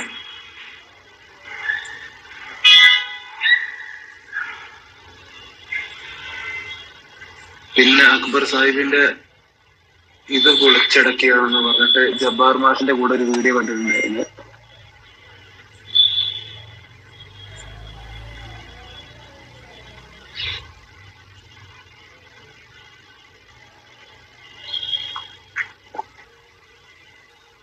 അത് നല്ലൊരു പോയിന്റാണ്. ഞാൻ ആ ടോപ്പിക്കിന്റെ അടുത്തെടുക്കാം. അതെന്താ പറഞ്ഞതെന്ന് വെച്ചാല് പതുക്കെ ആ അവരുടെ രണ്ടാമത്തെ ഭാഗത്ത് വരുമ്പോഴത്തേക്ക് സംവാദം, ആഴക്കടൽ സംവാദം വരും. ജബ്ബാർ മാഷിന് അത് വലിയൊരു ഇതാണല്ലോ, ക്ഷീണം തട്ടി നിൽക്കുകയാണല്ലോ. അത് എന്തെങ്കിലും ചാൻസ് കിട്ടി കഴിഞ്ഞാൽ ഡാമേജ് കൺട്രോൾ ചെയ്യാൻ പറ്റിയ ഒരു സമയമാണല്ലോ എന്ന് പറഞ്ഞ് ജബ്ബാർ മാഷ് അതിനകത്ത് ഇറങ്ങി രണ്ടുപേരും കൂടെ ചേർന്ന് പറയുന്ന ഒരു കാര്യം എന്താന്ന് വെച്ചാല്, നിങ്ങള് ഒരു ഖുറാനിലൊരു സയന്റിഫിക് കാര്യങ്ങളുണ്ട്, അത് അന്നത്തെ ആളുകൾക്ക് മനസ്സിലായില്ല, ഇന്നത്തെ ആളുകൾ അതാണ് പോയിന്റ്. ഇന്നത്തെ ആളുകൾക്ക് മനസ്സിലായ ടോപ്പിക്കിനോട് മാറ്റി പറയാണ് അവിടെ. അല്ലല്ല, അത് ക്വസ്റ്റ്യൻ നല്ല ക്വസ്റ്റ്യൻ തന്നെയാണ്. ടോപ്പിക് മാറ്റിക്കോട്ടെ, പക്ഷെ ആ ഒരു ക്വസ്റ്റ്യൻ നല്ലൊരു ക്വസ്റ്റ്യൻ ആണ്. അത് എന്തായാലും അവർക്ക് അണ്ടർസ്റ്റാൻഡിങ് ഇല്ലാതെ പോയി. അത് ഞാൻ പറയാതെ. അപ്പം അന്നത്തെ ആളുകൾക്ക് മനസ്സിലായിട്ടില്ല, ഇന്നത്തെ ആളുകൾക്ക് മനസ്സിലായെന്ന് പറഞ്ഞാൽ അത് തന്നെ വലിയൊരു തെറ്റാണ്. ഖുറാന്റെ ഒരു തോൽവിയാണ്. കാരണം എല്ലാ കാലത്തേക്കും ഉള്ളതാണ് ഖുറാൻ. എല്ലാവർക്കും ഇത് മനസ്സിലാവണം. അവർക്ക് എന്തുകൊണ്ട് മനസ്സിലായില്ല? അവർക്ക് മനസ്സിലായില്ല. അവർക്ക് ഇത്രയും നാൾ അവർ തെറ്റിച്ച് മനസ്സിലാക്കിയോ? ഇന്ന് വന്ന് നിങ്ങളാണ് ഇതിനകത്ത് ഓഷ്യനോഗ്രഫി ഉണ്ടെന്ന് പറയുന്നത്. നേരെ പറഞ്ഞ കാര്യം അതിനകത്ത് തെറ്റാന്ന് പറയാൻ അവർക്ക് പറ്റത്തില്ല, നല്ലത് അറിയാം. ഓഷ്യനോഗ്രഫി അത് ക്ലിയർ ആയിട്ട് സയൻസ് തന്നെയാണ് അതിനകത്ത് പറയുന്നത് എന്നുള്ളത് ക്ലിയർ ആയിട്ട് ലോകം, കേരളം മൊത്തം കണ്ടതാണ്. അത് വാർഷികം വരെയായി. ജനുവരി 9 തോന്നുന്നു. ജനുവരി 9, അതായത് ജനുവരി 11 എല്ലാ 11 ക്ലബ് ഹൗസിൽ ആ പേരിൽ ഒരു മീറ്റിംഗ് ഇട്ടിരിക്കും. എല്ലാവരും എക്സ്പ്രഷൻസ് അവരുടെ പങ്കിനിടും, നമ്മൾ നമ്മുടെ പങ്കിനിടും. അപ്പൊ അത്രത്തോളം കോളിലൊക്കെ സൃഷ്ടിച്ച ഒരു ഒറ്റ ആയത്തിനകത്ത്. അപ്പൊ അതിന് വളരെ കീറി മുറിച്ച് വിശകലനം ചെയ്ത് വർഷങ്ങളോളം ഓരോ വർഷം ഇത് ചെയ്യുന്നുണ്ട്. അത് ക്ലിയർ ആയിട്ട് അത് തന്നെ പറയുന്നത് നല്ല അറിയാം. ഇപ്പം അതിനെ കൗണ്ടർ ചെയ്യണം. എങ്ങനെ കൗണ്ടർ ചെയ്യണം? ഇങ്ങനെ കുറുക്ക് വഴി കൂടെ പോകാം. അതെങ്ങനെ അന്നത്തെ ആൾക്കാർക്ക് മനസ്സിലായില്ല എന്ന് പറഞ്ഞാൽ ശരിയാവത്തില്ലല്ലോ. മനസ്സിലായെന്ന് പറഞ്ഞാൽ ഖുറാൻ ദൈവികം അല്ലാതായി. എന്താ അന്നത്തെ 6-ാം നൂറ്റാണ്ടിൽ സാധാ ആൾക്കാർക്ക് അറിയാവുന്ന അറിവല്ലേ ഖുറാൻ പറയുന്നുള്ളൂ എന്ന് ആ വാദം വയ്ക്കും. ഇനി അവർക്ക് അറിയത്തില്ല എന്ന് പറഞ്ഞു കഴിഞ്ഞാല് അത് ശരിയാവത്തില്ല. ഖുറാൻ അപ്പം പൂർണ്ണമല്ല, അല്ലെങ്കിൽ കറക്റ്റ് അള്ളാഹുവിന് മെസ്സേജ് പറയാൻ അറിയത്തില്ല. അവർക്ക് എന്താ? ഇതാണ് ഇവരുടെ വാദം. ഇതാണോ ഇത്? ശരിയാണോ? ഇത് ശരിയായ വാദമാണോ? അല്ല. ഞാൻ പറഞ്ഞു, ഇത് നിങ്ങൾക്ക് ചിന്തിക്കാനാണ് എന്ന് പറയുമ്പോൾ തന്നെ നമ്മുടെ അറിവ് അനുസരിച്ചായിരിക്കും ചിന്തിക്കുന്നത്. ഇപ്പം ഓഷ്യനെ കുറിച്ച് പറഞ്ഞു കഴിഞ്ഞാൽ അന്നത്തെ അറിവ് വെച്ചിട്ടേ ഒരാൾക്ക് അത് ചിന്തിക്കാൻ പറ്റത്തുള്ളൂ. ഇന്ന് 20-ാം നൂറ്റാണ്ടില് 21-ാം നൂറ്റാണ്ടില് ഓഷ്യനോഗ്രാഫിയിലുള്ള അറിവ് വെച്ച് ചിന്തിക്കുമ്പോൾ അവന് കൂടുതലായിട്ട് കാണാൻ പറ്റും. അതൊരു പുതിയ കാര്യമേ അല്ല. അതൊരു ഹദീസ് തന്നെ ഉണ്ട്. പ്രവാചകൻ പറഞ്ഞ ഹജ്ജത്തുൽ വിദായില് പറയുന്നുണ്ട്. ലാസ്റ്റ് ഹജ്ജിൽ എല്ലാരെയും മിനായിൽ കൂട്ടി നിർത്തിയിട്ട് പ്രസംഗം, വിടവാങ്ങൽ പ്രസംഗം നടത്തുമ്പോ പറയും, എല്ലാം പറഞ്ഞു തീർത്തിട്ട് പറയും, ജനങ്ങളെ ഞാൻ നിങ്ങൾക്ക് ഇത് എത്തിച്ചു തന്നോ എന്ന് പറയുമ്പോഴത്തേക്ക് എല്ലാരും പറയും, തീർച്ചയായിട്ടും താങ്കൾ ആ മെസ്സേജ് ഞങ്ങളിൽ എത്തിച്ചു തന്നിരിക്കുന്നു എന്ന് പറയുമ്പോഴത്തേക്ക് പ്രവാചകൻ മുകളിലോട്ട് നോക്കിയിട്ട് പറയും, അല്ലാഹുവേ ഇതിന് നീ സാക്ഷി, നീ സാക്ഷി, നീ സാക്ഷി. നീ ഏൽപ്പിച്ച ദൗത്യം ഞാൻ കറക്റ്റായിട്ട് ചെയ്തു കഴിഞ്ഞു, അവർ എത്തിച്ചു കഴിഞ്ഞു. എന്നിട്ട് ഒരു കാര്യം പറയുന്നുണ്ട്, ഇത് നിങ്ങൾ മറ്റുള്ളവരിൽ എത്തിക്കുക. ആരോടത് പറയുന്നു? അവിടെയുള്ള സഹാബാക്കൾ, കൂടിയിരിക്കുന്ന സഹാബാക്കളോട് പറയുന്നു, നിങ്ങൾ ഈ കാര്യം അടുത്ത ആൾക്കാരോട് എത്തിക്കുക. എന്നിട്ടൊരു വാക്ക് പറയാം, അതാണ് പോയിന്റ്. കേൾക്കുന്നവർ എത്തിച്ചു കൊടുക്കുന്നവരെക്കാൾ കൂടുതൽ മനസ്സിലാക്കും. അങ്ങനുണ്ട്. ആരാണോ എത്തിക്കുന്നത്, ആരാണോ അത് റിസീവ് ചെയ്യുന്നത്, നിങ്ങൾ പോയി പറയുന്നു, അത് കേൾക്കുന്നു ആ കൂട്ടർ. ആ കേൾക്കുന്നവർ ഈ പറയുന്നവരെ കൂടുതൽ മനസ്സിലാക്കും. അപ്പം കാലം പോകുന്നതനുസരിച്ച് മനസ്സിലാക്കലിന്റെ ആ രീതി മാറും. കാലം അനുസരിച്ച് മാറും. ചില ആയത്തുകള് ഓക്കെ, ഇപ്പം അള്ളാഹ് നിസ്കരിക്കുന്ന എങ്ങനെയാണ്, കൈ ഉയർത്തുന്ന എത്ര, റുക്കു ചെയ്യുന്ന എങ്ങനെ, ഇത് നേരിട്ട് കണ്ട സഹാബാക്കൾക്ക് മനസ്സിലാവും. അതേസമയം ഇങ്ങനെയുള്ള ചില കാര്യങ്ങളില് ആ കാലം വരും. ഇപ്പൊ പല കാരണങ്ങളും നമുക്കറിയാത്തത് അടുത്ത 100 വർഷം കഴിയുമ്പോഴത്തേക്ക് പല ഇതും വരും. ഇപ്പൊ ഖുർആൻ സ്ക്രോൾസ് ഒക്കെ വന്നു കഴിയുമ്പോഴത്തേക്ക് ഒരുപാട് കാര്യങ്ങൾ നമുക്ക് മനസ്സിലാവുന്നില്ല. അപ്പം ലോകം മുന്നോട്ട് പോകുന്നതനുസരിച്ച്, അറിവുകൾ പുറത്തു വരുന്നതനുസരിച്ച് ഖുറാന്റെ കുറിച്ച് ചിന്തിക്കുമ്പോൾ ഒരാൾക്ക് അത് അതിന്റെ കൂടുതൽ ഡീറ്റെയിൽസ് കിട്ടും. ആകാശം, ഭൂമി എന്നൊക്കെ പറയുന്നത് സയൻസ് ആയിട്ട് ബന്ധപ്പെട്ടതാണ്. അന്നത്തെ ആൾക്കാർക്ക് അറിവ് വെച്ച് നോക്കുമ്പോൾ അത് അവർക്ക് മനസ്സിലാവും. ഇന്നത്തെ വെച്ച് നോക്കുമ്പോൾ അത് കൂടുതൽ മനസ്സിലാവും. ഇനി അങ്ങോട്ട് പോകുമ്പോഴത്തേക്ക് കൂടുതൽ ആൾക്കാർക്ക് മനസ്സിലാവും. അത് ഇത് മനസ്സിലായാൽ അവരെല്ലാം തെറ്റിപ്പോയി, ഖുറാനിന് പറ്റിയില്ല എന്നുള്ളതല്ല, ഖുറാന്റെ ദൈവികത അതിനകത്തുള്ളത്. അവർ തെറ്റിച്ച് മനസ്സിലാക്കിയിട്ടില്ല. അപ്പൊ കടലിന്റെ ഇരുട്ടുണ്ടെന്ന് പറഞ്ഞാല് അന്നത്തെ ആൾക്കാർക്ക് വെളിച്ചമുണ്ടെന്ന് ആരെങ്കിലും മനസ്സിലാവോ? അവര് ഇരുട്ടം തന്നെയാണ് മനസ്സിലാക്കിയത്. ഇവര് തെറ്റിച്ച് പറയുകയാണ്. അവർക്കെല്ലാം തെറ്റിച്ച് മനസ്സിലാക്കി. അക്ബറിന് മാത്രമേ മനസ്സിലായുള്ളൂ. അവരെങ്ങനെ തെറ്റിച്ച് മനസ്സിലാവുന്നത്? അവർക്ക് നല്ല മനസ്സിലായി ഇത് ഇരുട്ടാന്ന്. പക്ഷെ ആ ഇരുട്ടിന്റെ ഡെപ്ത് എത്രയാണ്, അതിന്റെ എത്ര കാഠിന്യമുണ്ട് അതിനകത്ത്. ഇന്ന് നമ്മൾ പറയുന്ന പോയി നേരെ കണ്ടിട്ട് വന്ന് പറയുന്ന അങ്ങനെ മനസ്സിലാക്കുന്നത് ഇരുട്ടുണ്ട്, അതുപോലെ അവിശ്വാസിയുടെ മനസ്സ് ഇരുട്ടാവും എന്ന് പറയുന്നുള്ളത് ആ മെസ്സേജ് അവർക്ക് കിട്ടി കഴിഞ്ഞു. പക്ഷെ അകത്ത് പോയി നോക്കുമ്പോ കൂടുതൽ മനസ്സിലാവുന്നുണ്ട്, ഇത്രയും അഗാധമായ ഇരുട്ടാണോ, കറക്റ്റ് ആണല്ലോ എന്ന് മനസ്സിലാവും. അവർക്ക് ഒന്നിനു മേലെ ഒന്നിന് പല ഇരുട്ടുകൾ പറയുമ്പോൾ ഇടുക്കിന്റെ അടുക്ക് ഇന്റൻസിറ്റി കുറഞ്ഞു വരുന്നു അറിയാം. പക്ഷെ പോയി അത് ക്ലാരിഫൈ ചെയ്യുമ്പോഴാണ് അന്ന് ഇല്ലാത്തൊരു അറിവ്. അവര് വായിക്കുന്നു, മനസ്സിലായി, ആ ഒരു മെസ്സേജ് മാത്രം അവർക്ക് കിട്ടി. പക്ഷെ സയന്റിഫിക് ആയിട്ട് അത് എത്ര കൃത്യമാണ് ഖുറാൻ യൂസ് ചെയ്ത വാക്കുകള്. ഒരു അവിശ്വാസിയെ കുറിച്ച് പറയുമ്പോൾ, അവിശ്വാസിയുടെ ചിന്തയെ കുറിച്ച് പറയുമ്പോൾ, അവിശ്വാസിയുടെ മനസ്സ് എങ്ങനെയാണെന്ന്, മനസ്സിലെ ഇരുട്ട് എങ്ങനെയാണെന്ന് പറയാൻ ഖുറാൻ ഉപയോഗിച്ചത്. ഇത് എപ്പോഴും ഇത് ആൾക്കാർക്ക് ഒരു അത്ഭുതമായിട്ടിരിക്കേണ്ടത്. പ്രവാചകന്റെ കാലത്ത് ആൾക്കാർ പ്രവാചകനെ കണ്ടു, സത്യസന്ധത മനസ്സിലാക്കി, ജീവിതം മനസ്സിലാക്കി. ഓക്കെ, എല്ലാ പ്രവാചകന്മാരും അവരുടെ മരണശേഷം കുറച്ചാള് ദൗത്യം കഴിയും. പക്ഷെ പ്രവാചകൻ അങ്ങനെ അവസാന കാലം വരെയും മുഹമ്മദ് നബി തന്നെയാണ് പ്രവാചകൻ. അതിന് തെളിവ് വേണ്ടേ? അതാണ് ഖുറാൻ. അത് പ്രവാചകൻ പറഞ്ഞു. മുമ്പുള്ള നബിമാർക്ക് പല അത്ഭുതങ്ങൾ തന്നിട്ടുണ്ട് അല്ലാഹു. എനിക്ക് അല്ലാഹു തന്ന അത്ഭുതം ഖുറാനാണ്. അത് കണ്ടിരുന്ന എത്ര പേരിന്ന് വരുന്നുണ്ട്. ഇന്ന് വെസ്റ്റേൺ കൺട്രിയിലും അമേരിക്കയിലും യൂറോപ്പിലൊക്കെ എത്ര പേരാണ് ഡെയിലി സ്ത്രീകളും പുരുഷന്മാരും വന്ന് എന്തെല്ലാം അവർ റിസർച്ച് ചെയ്ത് എന്തെല്ലാം മെസ്സേജ് അവർ പുറത്തിറക്കുന്നു. അപ്പൊ എല്ലാം ആ ഖുറാന്റെ ഒരു സ്റ്റഫ് വെച്ചിട്ടല്ലേ അവർ വരുന്നത്. സാധാ ആൾക്കാർക്ക് മാത്രം മനസ്സിലാവുന്ന കണക്ക് വെച്ച് കഴിഞ്ഞാൽ പിന്നെ ആൾക്കാർക്ക് വരാനുള്ള എന്തെങ്കിലും വേണ്ട. അപ്പൊ അതുകൊണ്ട് ചിന്തിക്കുന്നില്ല എന്ന് പറയുന്നത് അതുകൊണ്ടാണ്. അതിനകത്ത് ചിന്തിക്ക ഷാർപ്പാവും. അതിനകത്ത് കിട്ടിക്കൊണ്ടേയിരിക്കും, കനി പോലെ അതിനകത്ത് കിട്ടിക്കൊണ്ടേയിരിക്കും. അപ്പൊ അതുകൊണ്ട് അന്നത്തെ ആൾക്കാർക്ക് മനസ്സിലായതേ ഇന്നത്തെ ആൾക്കാർക്ക് മനസ്സിലാവൂ എന്ന് പറയുന്ന വാദം ടോട്ടലി ശരിയല്ല. അത് ഇസ്ലാമും അത് പറയുന്നില്ല. ഇസ്ലാം പറയുന്നത് കേൾക്കുന്നവർ കേൾപ്പിച്ചവനേക്കാൾ കൂടുതൽ മനസ്സിലാവും. അത് ഒരു കാലത്തുള്ളത് മാത്രമല്ല, ഇത് കണ്ടിന്യൂസ് ആണത്. ഇന്നും അത് ചേരും, നാളെയും ചേരും, മറ്റന്നാളും ചേരും. നമ്മളിങ്ങനെ ഒറ്റൊരാൾക്ക് എത്തിക്കും. അവര് അടുത്ത തലമുറ നമ്മളെക്കാട്ട് കൂടുതൽ ഇത് ഗ്രഹിക്കും. ഇത് കണ്ടിന്യൂസ് പ്രോസസ്സാണ്. അപ്പൊ അതുകൊണ്ട് ആ വാദവും അവിടെ നിലനിൽക്കുന്നില്ല. ജനീഷ് പറഞ്ഞു.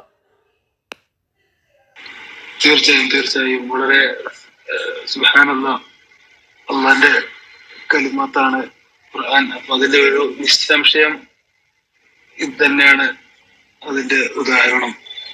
വളരെ വ്യക്തമായിട്ട് ദിലീപ് സാർ അത് പറഞ്ഞു. മാഷാ അല്ലാഹ്, ബാറകല്ലാഹു ഫീക്. ഇഹ്ദിന സിറാത്തൽ മുസ്തഖീം.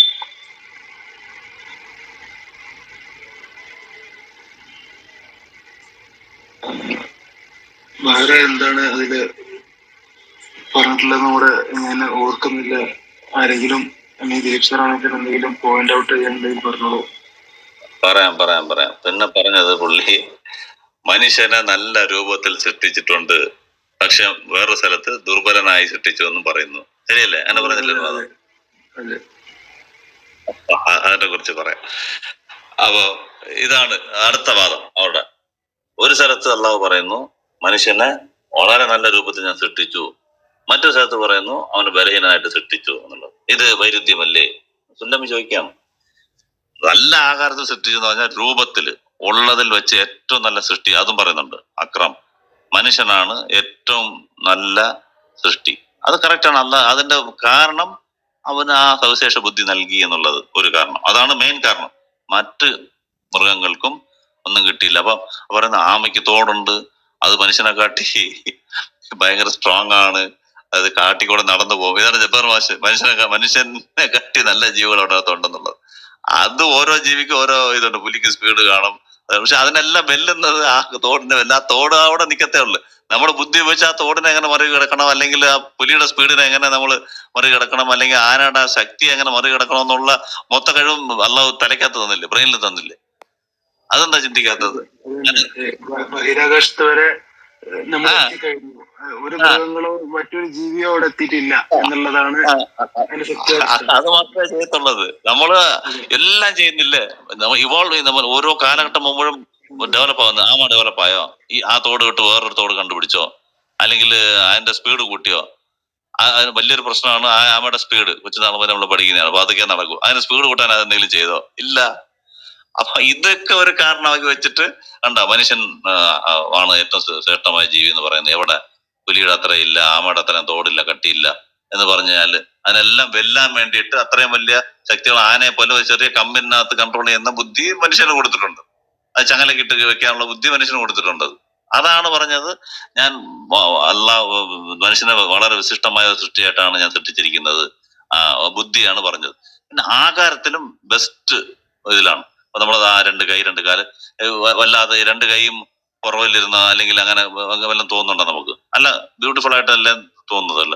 ഏതൊരു ക്രിയേച്ചറിനെ കാട്ടി നമ്മളെ വളരെ നല്ല രീതിയിൽ തന്നെയാണ് അള്ളാഹു സൃഷ്ടിച്ചത്. അതാണ് നല്ല ആകാരത്തിൽ അള്ളാഹു സൃഷ്ടിച്ചതെന്ന് പറയുന്നത്. പിന്നെ അത് ഡിസൈൻ വൈസ് പറയാനാണെങ്കിൽ എല്ലാ ക്രിയേച്ചേഴ്സിനും പറയാതെ മനുഷ്യന്റെ കാര്യത്തിൽ ബുദ്ധിയും പ്ലസ് കണ്ണ് ചെയ്യുന്ന ജോലി, കാത് ചെയ്യുന്ന ജോലി, അതിലൊക്കെ എന്താണ് കുറ്റം പറയാനുള്ളത്? ബെസ്റ്റ് ആയിട്ടല്ലേ. ഇപ്പൊ നമ്മളെ ചെവിയില് നമ്മൾ കേൾക്കുന്നത് ഒരു ഡിസ്റ്റർബൻസ്, ഒരു പ്രശ്നമല്ല, ഒന്നും കേൾക്കുന്നില്ല. അതേസമയം ഇച്ചിരി വയസ്സായി അല്ലെങ്കിൽ ചെവിക്ക് ഒരു പ്രശ്നം പറ്റി നമ്മൾ വെളിയിലുള്ള ഒരു ഹിയറിംഗ് എയ്ഡ് യൂസ് ചെയ്യുകയാണെങ്കിൽ ഇതിന്റെ അത്രയും ക്ലാരിറ്റിയും സ്മൂത്ത്നെസ് കിട്ടത്തില്ല. അത് അഴിച്ചു വെക്കും അവർക്ക് കുറെ നേരം കൂടുതൽ യൂസ് ചെയ്യാൻ പറ്റത്തില്ല. അത് ആർട്ടിഫിഷ്യലായിട്ട് മനുഷ്യൻ ഉണ്ടാക്കി വലിയ ബുദ്ധിയുള്ള മനുഷ്യൻ ചെയ്യുന്ന ആ ഒരു ഗാഡ്ജറ്റ് അള്ളാഹുവിന്റെ ആ പെർഫെക്ഷൻ, ആ ട്യൂണിങ്ങിന് വരുന്നില്ല, അടുത്ത് വരുന്നില്ല. ഒരു കണ്ണ് തന്നെ നോക്കിക്കഴിഞ്ഞാൽ അത് വർക്ക് ചെയ്യുന്ന രീതി എങ്ങനെയാണ്? ഒരു എത്ര അസുഖങ്ങൾ അതിനകത്ത് പറയാൻ പറ്റും? ഒരു 1000, 10,000, 1,00,000 അസുഖങ്ങൾ അതിനകത്ത് പറയാൻ പറ്റും കണ്ണിനകത്ത് തന്നെ. അപ്പം ഇതൊന്നും ഇല്ലാതെ നമ്മുടെ കണ്ണ് നോർമൽ ആണെങ്കിൽ അത്ര ഡിഫക്ട്സിനെയും അള്ളാഹു വരാതെ ക്ലിയർ ആക്കിയെന്നല്ല എന്റെ അർത്ഥം. നമ്മൾ ഇന്ന് മെഡിക്കൽ സയൻസ് വളരുന്നതനുസരിച്ച് രോഗങ്ങളുടെ എണ്ണം കൂടുതൽ നമ്മൾ കണ്ടുപിടിക്കുകയാണ്. സ്കിൻ ഡൈ, ഒരു കണ്ണില് കണ്ണാടി വെച്ചാൽ ഒരാൾക്ക് കുരുപ്പ് വരത്തില്ല, കണ്ണാടി എടുത്താൽ കുരുപ്പ് വരുന്നു, അങ്ങനെ ഒരു അസുഖം. അപ്പം ഇതൊക്കെ വേണമെങ്കിൽ നമുക്ക് ഇതെല്ലാം ഓരോ ഡിഫക്റ്റ് ഇല്ല. ആ ഡിഫക്റ്റിനെ അല്ല മറികടന്ന ഡിസൈനല്ലേ അതിനകത്ത് ചെയ്തിരിക്കുന്നത്. ആ ലെൻസ് എങ്ങനെ വെക്കണം, അതിന്റെ ബ്ലാക്കിൽ എങ്ങനെ വെക്കണം, അതിന്റെ സിലിണ്ട്രിക്കൽ പോർഷൻ, അതിന്റെ കോൺകേവ്, അത് കഴിഞ്ഞാല് അതിന്റെ ലൂബ്രിക്കേഷന്, അത് കഴിഞ്ഞാൽ അതിന്റെ ലൈറ്റ് പോയി ട്രാൻസ്മിറ്റ് ചെയ്ത് റെറ്റിനൽ വീഴുന്നത്, അവിടെ നിന്ന് കോടാനുകൂടി ഞരമ്പുകൾ പോകുന്നത്, അതിനകത്ത് ഇച്ചിരി ഒരെണ്ണം വീക്കായി കഴിഞ്ഞാൽ കാണുന്നില്ല എന്ന് പറയുന്നു, അത് പോയി ബ്രെയിനിൽ വീണിട്ട് അതിനെ ഇൻവേർട്ട് ചെയ്ത് ഒരു കോടാനുകൂടി കളറുകൾ നമ്മൾ ഡിസ്റ്റിങ്വിഷ് ചെയ്ത് പറയാൻ നമ്മളെ കണ്ണിന് പറ്റുന്നു. ഇത് ഇത് ഇത് ഇത് നിങ്ങൾ പിന്നെ ഇത് നല്ലതല്ല. പിന്നെ എന്താണ് ഇത്? മനുഷ്യന്റെ സൃഷ്ടിയിൽ എന്താണ് കുഴപ്പമെന്നാണ് നിങ്ങൾ പറയുന്നത്? പിന്നെ കുറവുകൾ വെച്ചിട്ടുണ്ട്. ഇപ്പൊ 100 പേരുണ്ടെങ്കിൽ 5 പേർക്ക് കണ്ണിന്റെ പ്രശ്നം കാണും, വേറെ 5 പേർക്ക് ചെവിക്ക് പ്രശ്നം കാണും, വേറെ കൈയാലും. ഇത് അള്ളാഹു വേണമെന്ന് പറഞ്ഞ് ചെയ്യുന്നതാണ്. ഡിസൈനിന്റെ പ്രശ്നമല്ല അത്. എന്നുവെച്ചാ 100 പേരിൽ ഒരാൾക്ക് മാത്രം നല്ലത്, ബാക്കി 99 പേരും പ്രശ്നം ഉണ്ടെങ്കിൽ പറയാം. അങ്ങനല്ല. കണ്ണ് 95 പേർക്ക് കൊള്ളാം, ചെവി വേറെ 95 പേർക്ക് കൊള്ളാം. അപ്പം അള്ളാഹു വേണമെന്ന് പറഞ്ഞ ഡിഫക്ട് വെക്കുന്ന വെച്ചാൽ നമ്മൾ അപ്പോഴാണ് ചിന്തിക്കുക, അതിനെ കുറിച്ച് റിസർച്ച് ചെയ്യുക, അതിനെ കുറിച്ചുള്ള നോളജ് വർദ്ധിപ്പിക്കുക. അതുകൊണ്ട് മനുഷ്യ സമുദായത്തിന് നന്മ വരും. അതിനാലും ഇറങ്ങി ഒരു ഡിഫക്റ്റ് ഉണ്ടെങ്കിൽ, ഒരു കുറവുണ്ടെങ്കിൽ അത് ഇറങ്ങി ജോലി ചെയ്യൂ. പൈസക്ക് വേണമെങ്കിൽ ഡോക്ടർ അത് പോയി പഠിക്കും. ഇങ്ങനെയുള്ള പല ഇതും അതിനകത്ത് ഉണ്ട്. അതുകൊണ്ടാണ് ഇത് ആ രീതിയിൽ ചെയ്യുന്നത്. അപ്പൊ അത് വെച്ച് നോക്കുമ്പോഴത്തേക്ക് ആ പെർഫെക്റ്റ് ഡിസൈൻ തന്നെയാണത്. ഒരു നാക്ക് എന്ന് പറഞ്ഞാലും എന്താ, ഒരു ചെറിയ പീസ് ഫ്ലഷ് ആണത്. അത് എത്ര ടൈപ്പ് ടേസ്റ്റുകളെയാണ് നമ്മള് ഇത് കാണിക്കുന്നത്. ആ ഒരു നാക്കിന് വേണ്ടിയില്ല ഇത്രയും കറപ്ഷനും കൈക്കൂലിയും എല്ലാം വാങ്ങിക്കുന്നതിന്. നല്ല പോലെ ആഹാരം കഴിക്കണം, നല്ല സൂക്ഷിച്ച് ജീവിക്കണം എന്നുള്ളത് ആഹാരം മെയിൻ കാരണം. എത്ര ഡെയിലി ഓരോരോ പുതിയ റെസ്റ്റോറന്റ്, ഓരോരോ പുതിയ ഡിഷസ് കൊണ്ടുവരും. പക്ഷെ നാക്ക് സെയിം തന്നെയാണ്. അത് എങ്ങനെ എത്ര വെറൈറ്റി കാണിക്കാൻ പറ്റുന്നുണ്ട്? ഒരു നാക്കിനകത്ത് ഒരു ചെറിയൊരു പീസ്, അതിന് നാക്കിട്ട് ഒരു ചെറിയ സ്പേസിനകത്ത് ആട്ടുമ്പോഴത്തേക്ക് എത്ര ലാംഗ്വേജ് ആണ്, എത്ര വേർഡ്സ് ആണ് അതിൽ നിന്ന് വരുന്നത് വായിക്കാത്തുനിന്ന്. എത്ര ലാംഗ്വേജ് ആണ് മനുഷ്യൻ സംസാരിക്കുന്നത്? ജസ്റ്റ് ഒരു രീതിയിൽ ആട്ടുന്ന ചെറിയൊരു സ്പേസേ ഉള്ളൂ. കന്നുകാലികൾക്ക് നമ്മളെ കാട്ടി വലിയ നാവുണ്ട്, വലിയ വാവുണ്ട്. അത് എത്രയായിട്ട് ആട്ടിയിട്ടും സൗണ്ട് വരുന്നില്ല, ലാംഗ്വേജ് വരുന്നില്ല. മനുഷ്യന് മാത്രം എങ്ങനെ വരുന്നു? അത് അത്ഭുതമല്ലേ? അപ്പൊ എന്താണ് മനുഷ്യന്റെ കുറവ് കാണിച്ചത്? മനുഷ്യൻ നല്ല രീതിയിൽ തന്നെയാണ് സൃഷ്ടിച്ചേക്കുന്നത്. പിന്നെ അവൻ ബലഹീനം എന്ന് പറഞ്ഞാല് അള്ളാഹുവിനെ കമ്പയർ ചെയ്യുമ്പോ ബലഹീനാണ്. നീ ഇത്രയും ബുദ്ധിയുള്ളത് തന്നെയാണ്, പക്ഷെ ഒരു ചെറിയ കൊറോണ വൈറസ് ഞാൻ അയച്ചു കഴിഞ്ഞാൽ എന്നെ കൊണ്ടൊന്നും ചെയ്യാൻ പറ്റത്തില്ല. അതാണ് അള്ളാഹ് മനുഷ്യൻ ബലഹീനാന്ന് പറയുന്നത്. എന്റെ ഇതില് മറികടക്കാൻ പറ്റത്തില്ല. മൊത്തത്തിനെ പൂട്ടിയിടാൻ പറ്റി. ആരും പുറത്തിറങ്ങി, മൊത്തം ലോകം വലിയ വലിയ സയന്റിസ്റ്റാന്ന് പറയുന്നത് ഞാൻ അത് കണ്ടുപിടിച്ചു, ഇത് കണ്ടുപിടിച്ചു. കണ്ണിന് കാണാത്ത ഒരു വൈറസിനെ വിട്ടപ്പോഴത്തേക്ക് ആടി ഒലഞ്ഞു പോയി തീർന്നു. പിന്നെ അള്ളാഹുമായിട്ട് നിർത്താൻ നോക്കിയപ്പോ അത് നിർത്തി. ഇങ്ങനെ പല കാര്യത്തിലും മനുഷ്യൻ ബലഹീനനാണ്. അവന് എത്ര ആണെങ്കിലും ജീവിക്കണമെങ്കിൽ ശ്വസിച്ചേ പറ്റൂ, ആഹാരം കഴിച്ചേ പറ്റൂ, അവൻ ഉറങ്ങിയേ പറ്റൂ. ആ ബലഹീനത മാറ്റാൻ പറ്റുമോ? അങ്ങനെ ഓരോരോ ബലഹീനതകൾ അള്ളാഹു തന്നെ ബലഹീനം തന്ന് നമ്മളെ സൃഷ്ടിച്ചിരിക്കുന്നത്. എന്നാൽ മരണം തന്നിട്ടുണ്ട്, അതൊരു ബലഹീനതയല്ലേ? മരിക്കാതിരിക്കാൻ പറ്റാത്ത എന്താ? അപ്പൊ അള്ളാഹു ഉദ്ദേശ ബലഹീനത നമുക്ക് തന്നിട്ടുണ്ട്. അപ്പൊ അതാണ് ബലഹീനം എന്ന് പറയുന്നത്. ദേഷ്യം വരുന്നുണ്ട്, അത് ചെയ്യുന്നുണ്ട്, പിന്നെ തെറ്റുകുറ്റങ്ങൾ ചെയ്യുന്നുണ്ട്, അങ്ങനെയും ബലഹീനതകളുണ്ട്. അള്ളാഹു ഒന്നും ഇല്ലാത്തവരാണ്. അതെല്ലാം കഴിഞ്ഞ ഒരു ബലഹീനതയും ഇല്ലാത്ത നിരാശ്രയനാണ്, വളരെ ശുദ്ധ പ്രകൃതിയിലുള്ള ആളാണ് എന്നൊക്കെ പറയാനാണ് അത് ബലഹീനം. അപ്പൊ ഇത് രണ്ടും ഓപ്പോസിറ്റ് അല്ല. എന്താണ് നല്ല രൂപത്തിൽ അള്ളാഹു മനുഷ്യനെ സൃഷ്ടിച്ചു എന്ന് പറയുന്നതും അതുപോലെ അവനെ ദുർബലനായി സൃഷ്ടിച്ചു എന്ന് പറയുന്നതും രണ്ട് അർത്ഥത്തിലാണ്. അല്ലെങ്കിൽ അള്ളാഹു സർവശക്തനായിട്ട് മനുഷ്യനെ സൃഷ്ടിക്കണം. മനുഷ്യനെ സൃഷ്ടിക്കാൻ പറ്റും, വേറെ മനുഷ്യനെ സൃഷ്ടിക്കാൻ പറ്റും. അതായത് അള്ളാഹു തന്ന മെത്തേഡിലും ഒക്കെ ഒന്നും ഇല്ലാത്തതൊന്നും സൃഷ്ടിക്കാൻ പറ്റും. അതൊരു ബലഹീനത എന്ന് പറയാൻ പറ്റും. ബലഹീനം തന്നെയാണ്. അള്ളാഹു അങ്ങനെയാണ് സൃഷ്ടിച്ചേക്കുന്നത്, അത് ഉദ്ദേശിച്ച് അങ്ങനെയാണ് ചെയ്തേക്കുന്നത്. മറ്റൊരു അള്ളാഹു സൃഷ്ടിക്കത്തില്ലല്ലോ. അപ്പൊ പല രീതിയിലുള്ള ബലഹീനതകളും മനുഷ്യനുണ്ട്. അത് തന്നെയാണ് പറഞ്ഞത്. അത് രണ്ടും കോൺട്രഡിക്ഷൻ അല്ല. ഓക്കെ, ജനീഷ് പറഞ്ഞു.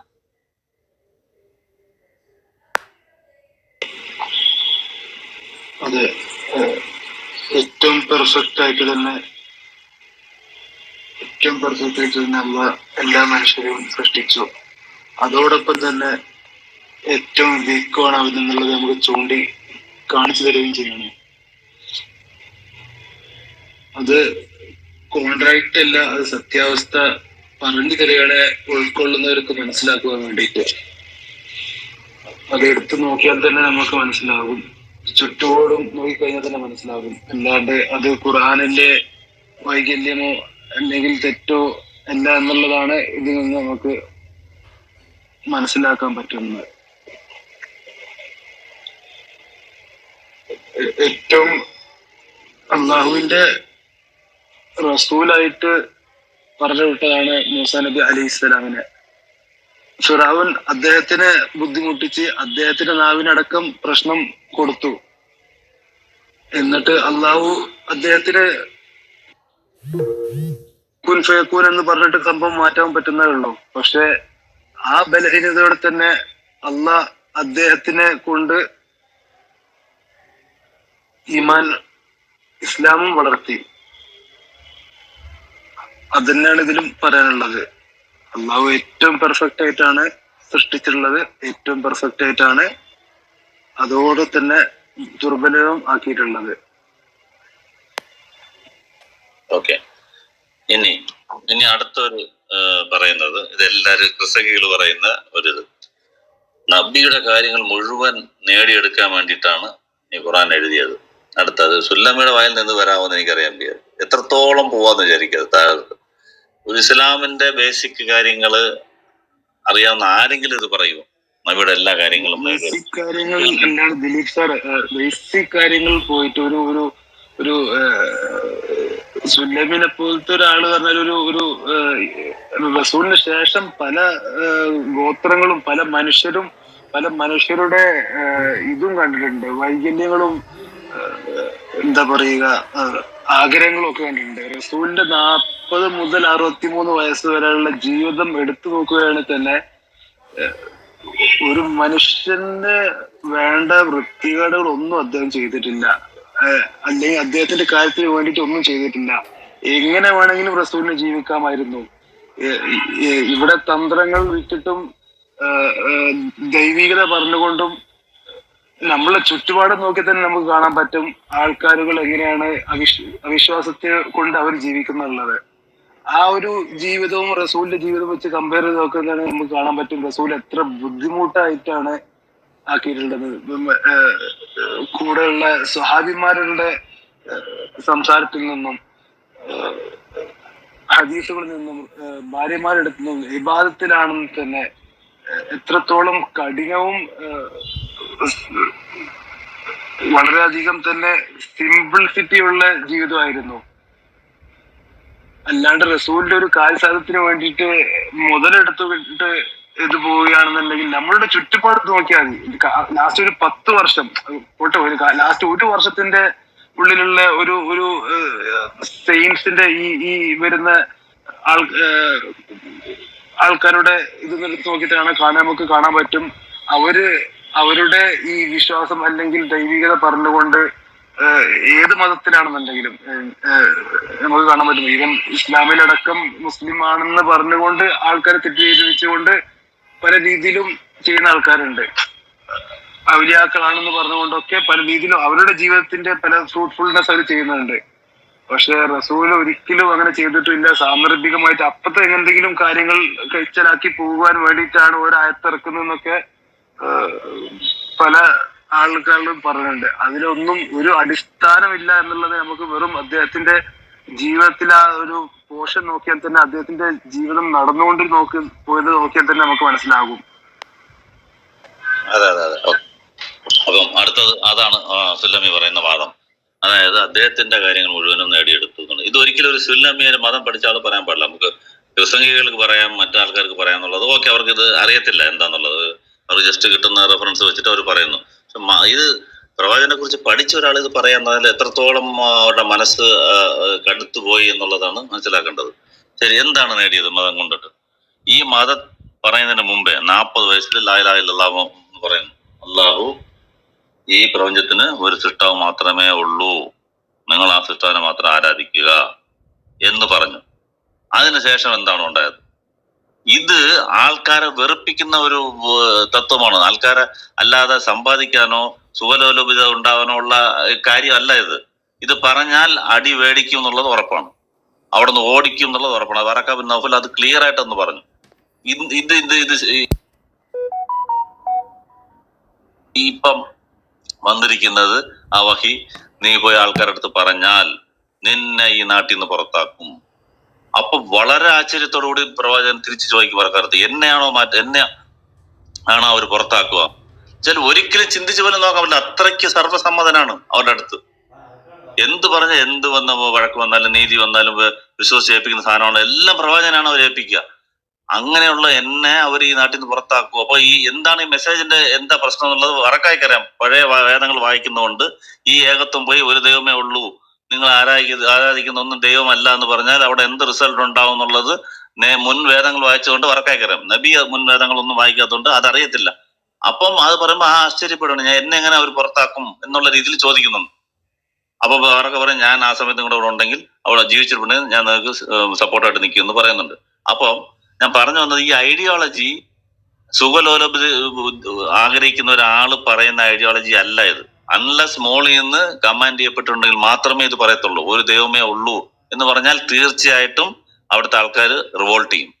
അതെങ്ങനെ ഞങ്ങൾ ആരാധിക്കുന്നതിനെ നീ ദൈവമല്ല എന്ന് പറയുന്നു? ഞങ്ങളുടെ പൂർവികർ ആരാധിച്ചിരുന്ന, ഞങ്ങൾ പാരമ്പര്യമായിട്ട് ചെയ്തു വരുന്നതിനെ നീ എങ്ങനെ എതിർക്കും?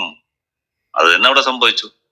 പറഞ്ഞപ്പോ മുതല് അടിയും പീഡനവും കാര്യവും. കുറെ കാലം പ്രവാചകന്റെ മുഖത്ത് കൈവച്ചില്ല. കാരണം അബു താലിബ് കൂടെ ഉള്ളത് കൊണ്ട്, അവിടുത്തെ പ്രമാണിയായതുകൊണ്ട് നേരെ കൈവച്ചില്ല. വിശ്വാസികളുടെ പുറത്ത് കൈവച്ചു, ആൾക്കാരെ കൊന്നു, ബിലാലിനെ പിടിച്ച് ചുടുമണലിലിട്ടു.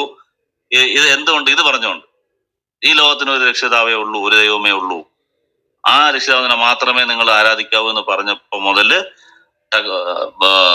എന്താണ് കള്ളം പറയുന്നതെന്ന് പറയാൻ വയ്യ അവർക്ക്. പ്രവാചകൻ കള്ളം പറയത്തില്ലെന്ന് അവർക്കറിയാം. പക്ഷെ എന്തോ ഒരു പ്രശ്നം പറ്റി, അതുകൊണ്ടാണ് ഇവങ്ങനെയൊക്കെ പുതിയ പറയുന്നത് എന്നൊക്കെ പറയാൻ തുടങ്ങി. പതുക്കെ പേടിപ്പിക്കാൻ തുടങ്ങി. അവസാനം ഇല്ല, ഇനി വെച്ചോണ്ടിരുന്നാൽ ശരിയാവത്തില്ല എന്ന് പറഞ്ഞിട്ട് അവസാനം കൊല്ലാൻ തീരുമാനിക്കുന്നു. അത് അങ്ങനെ മക്കയിൽ നിന്ന് മദീനയിലോട്ട് രക്ഷപ്പെട്ടു പോകുന്നു, ഹിജ്റ ചെയ്ത് പോകുന്നു. ഈ ഒരെണ്ണം മതി എന്തുണ്ടാകാൻ ഇത് ഒരു സുഖലോലപിക്കണം, അല്ലെങ്കിൽ മതം വെച്ചിട്ട് എല്ലാം നേടിയെടുത്തു എന്ന് പറഞ്ഞാൽ അവരുടെ എല്ലാം തരാന്ന് പറഞ്ഞ ആൾക്കാരാണല്ലോ അവര്. ഒന്നും വേണ്ട, ഇത് വിട്ടാ മതി എന്ന് പറഞ്ഞു. ഈ പറയുന്നത് നീ ഒന്ന് നിർത്തിയാ മതി, ഒരു ദൈവമേ ഉള്ളതെന്ന് നീ പറയരുത്. അല്ലെങ്കിൽ ഒരു കാര്യം ചെയ്യും, ഒരു വർഷത്തേക്ക് ഞാൻ നിങ്ങൾ പറയുന്ന എനിക്ക് കേൾക്കാം, പ്രവാചകൻ പറയുന്ന കേൾക്കാം, ഒരു വർഷത്തേക്ക് ഞങ്ങൾ പറയുന്ന എനിക്ക് ചെയ്യും. അവിടം വരെ ഇറങ്ങി വന്നവർ എന്തും ചെയ്തു തരാം. എന്ത് അധികാരം വേണോ അധികാരം തരാം, സ്വത്ത് വേണോ സ്വത്ത്, പദവി വേണോ പദവി, സൂര്യവല്ലഭ എന്തും തരാൻ ഞങ്ങൾ തയ്യാറാണ്. അപ്പോഴാണ് പ്രവാചകൻ പറയുന്നത്, എന്റെ ഒരു കയ്യിൽ സൂര്യനും മറ്റേ കയ്യിൽ ചന്ദ്രനും തന്നാലും ഞാൻ ഈ ഐഡിയോളജിന്ന് പുറത്തു പോവില്ല, ബാക്കിലോട്ട് പോവില്ല. ഇതറിയാവുന്ന സുല്ലമി ഈ വാദം പറയാവോ?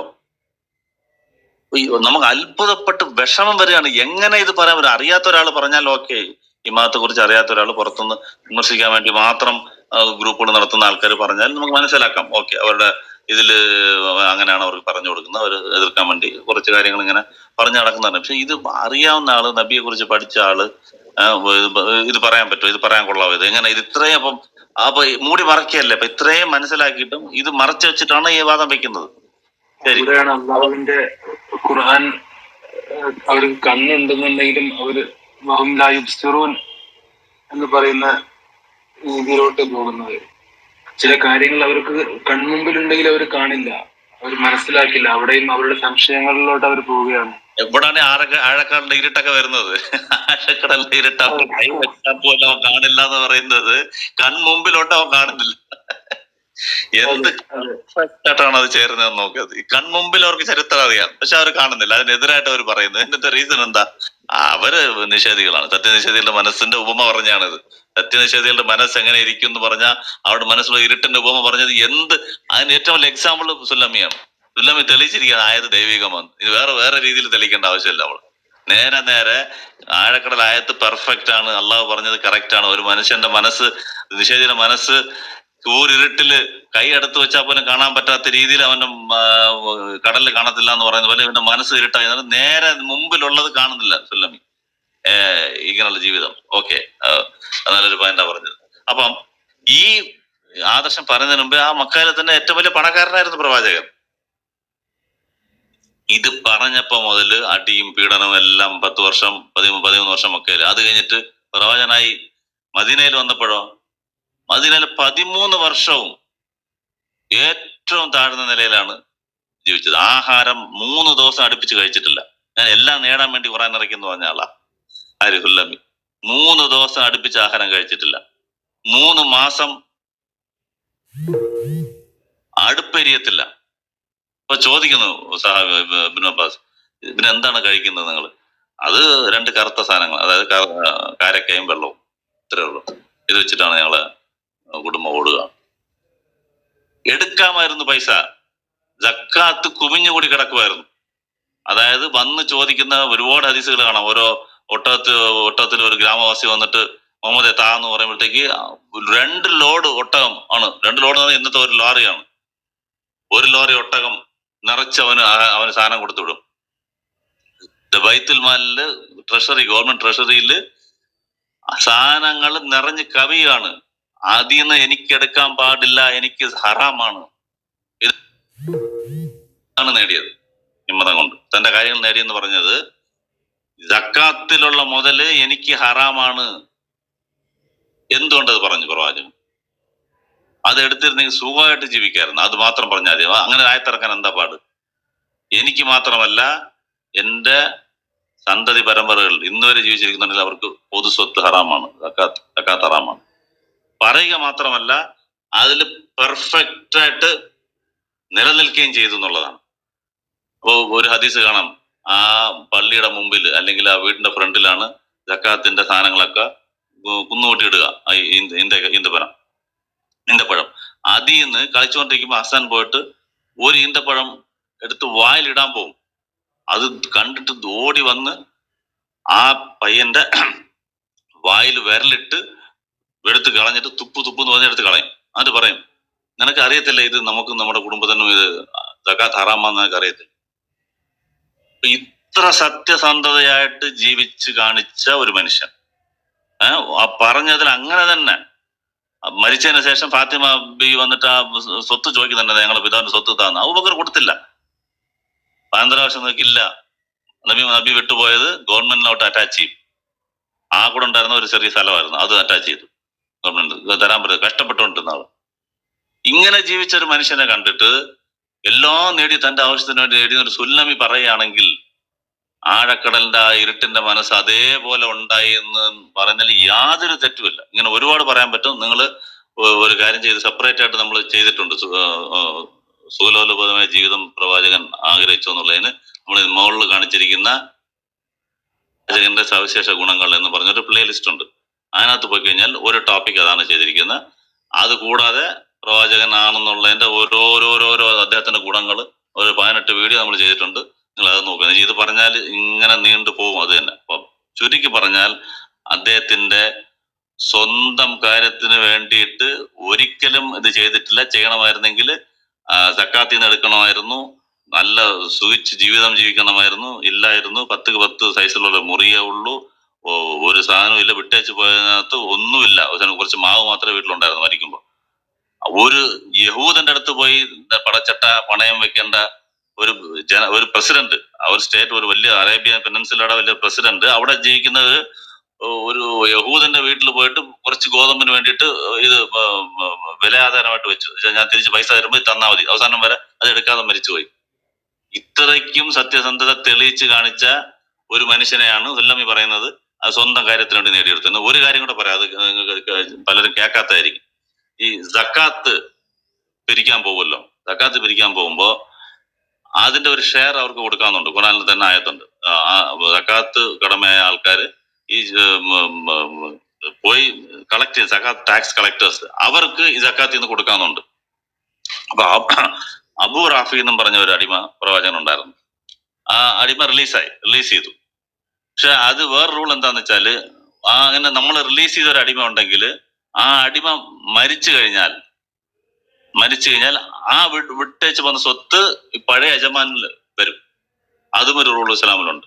അപ്പൊ ശ്രദ്ധിക്കുക, എത്രത്തോളം ഈ സക്കാത്ത് ഹറാമാന്ന് പറഞ്ഞതിനകത്ത് എത്രത്തോളം സൂക്ഷ്മത. ഇത് ലോകത്ത് ഇതേണക്ക് ഒരാള് ഇനി ഇതേണക്ക് ഒരു കാര്യത്തിനകത്ത് സൂക്ഷ്മത പാലിക്കും എന്നുള്ളത് നമുക്ക് പറയാം. ഈ ഒരു സംഭവം ഇൻഡയറക്റ്റ് ആയിട്ട് വരുന്നത് പോലും ഇല്ലാതാക്കി എന്നുള്ളതാണ്.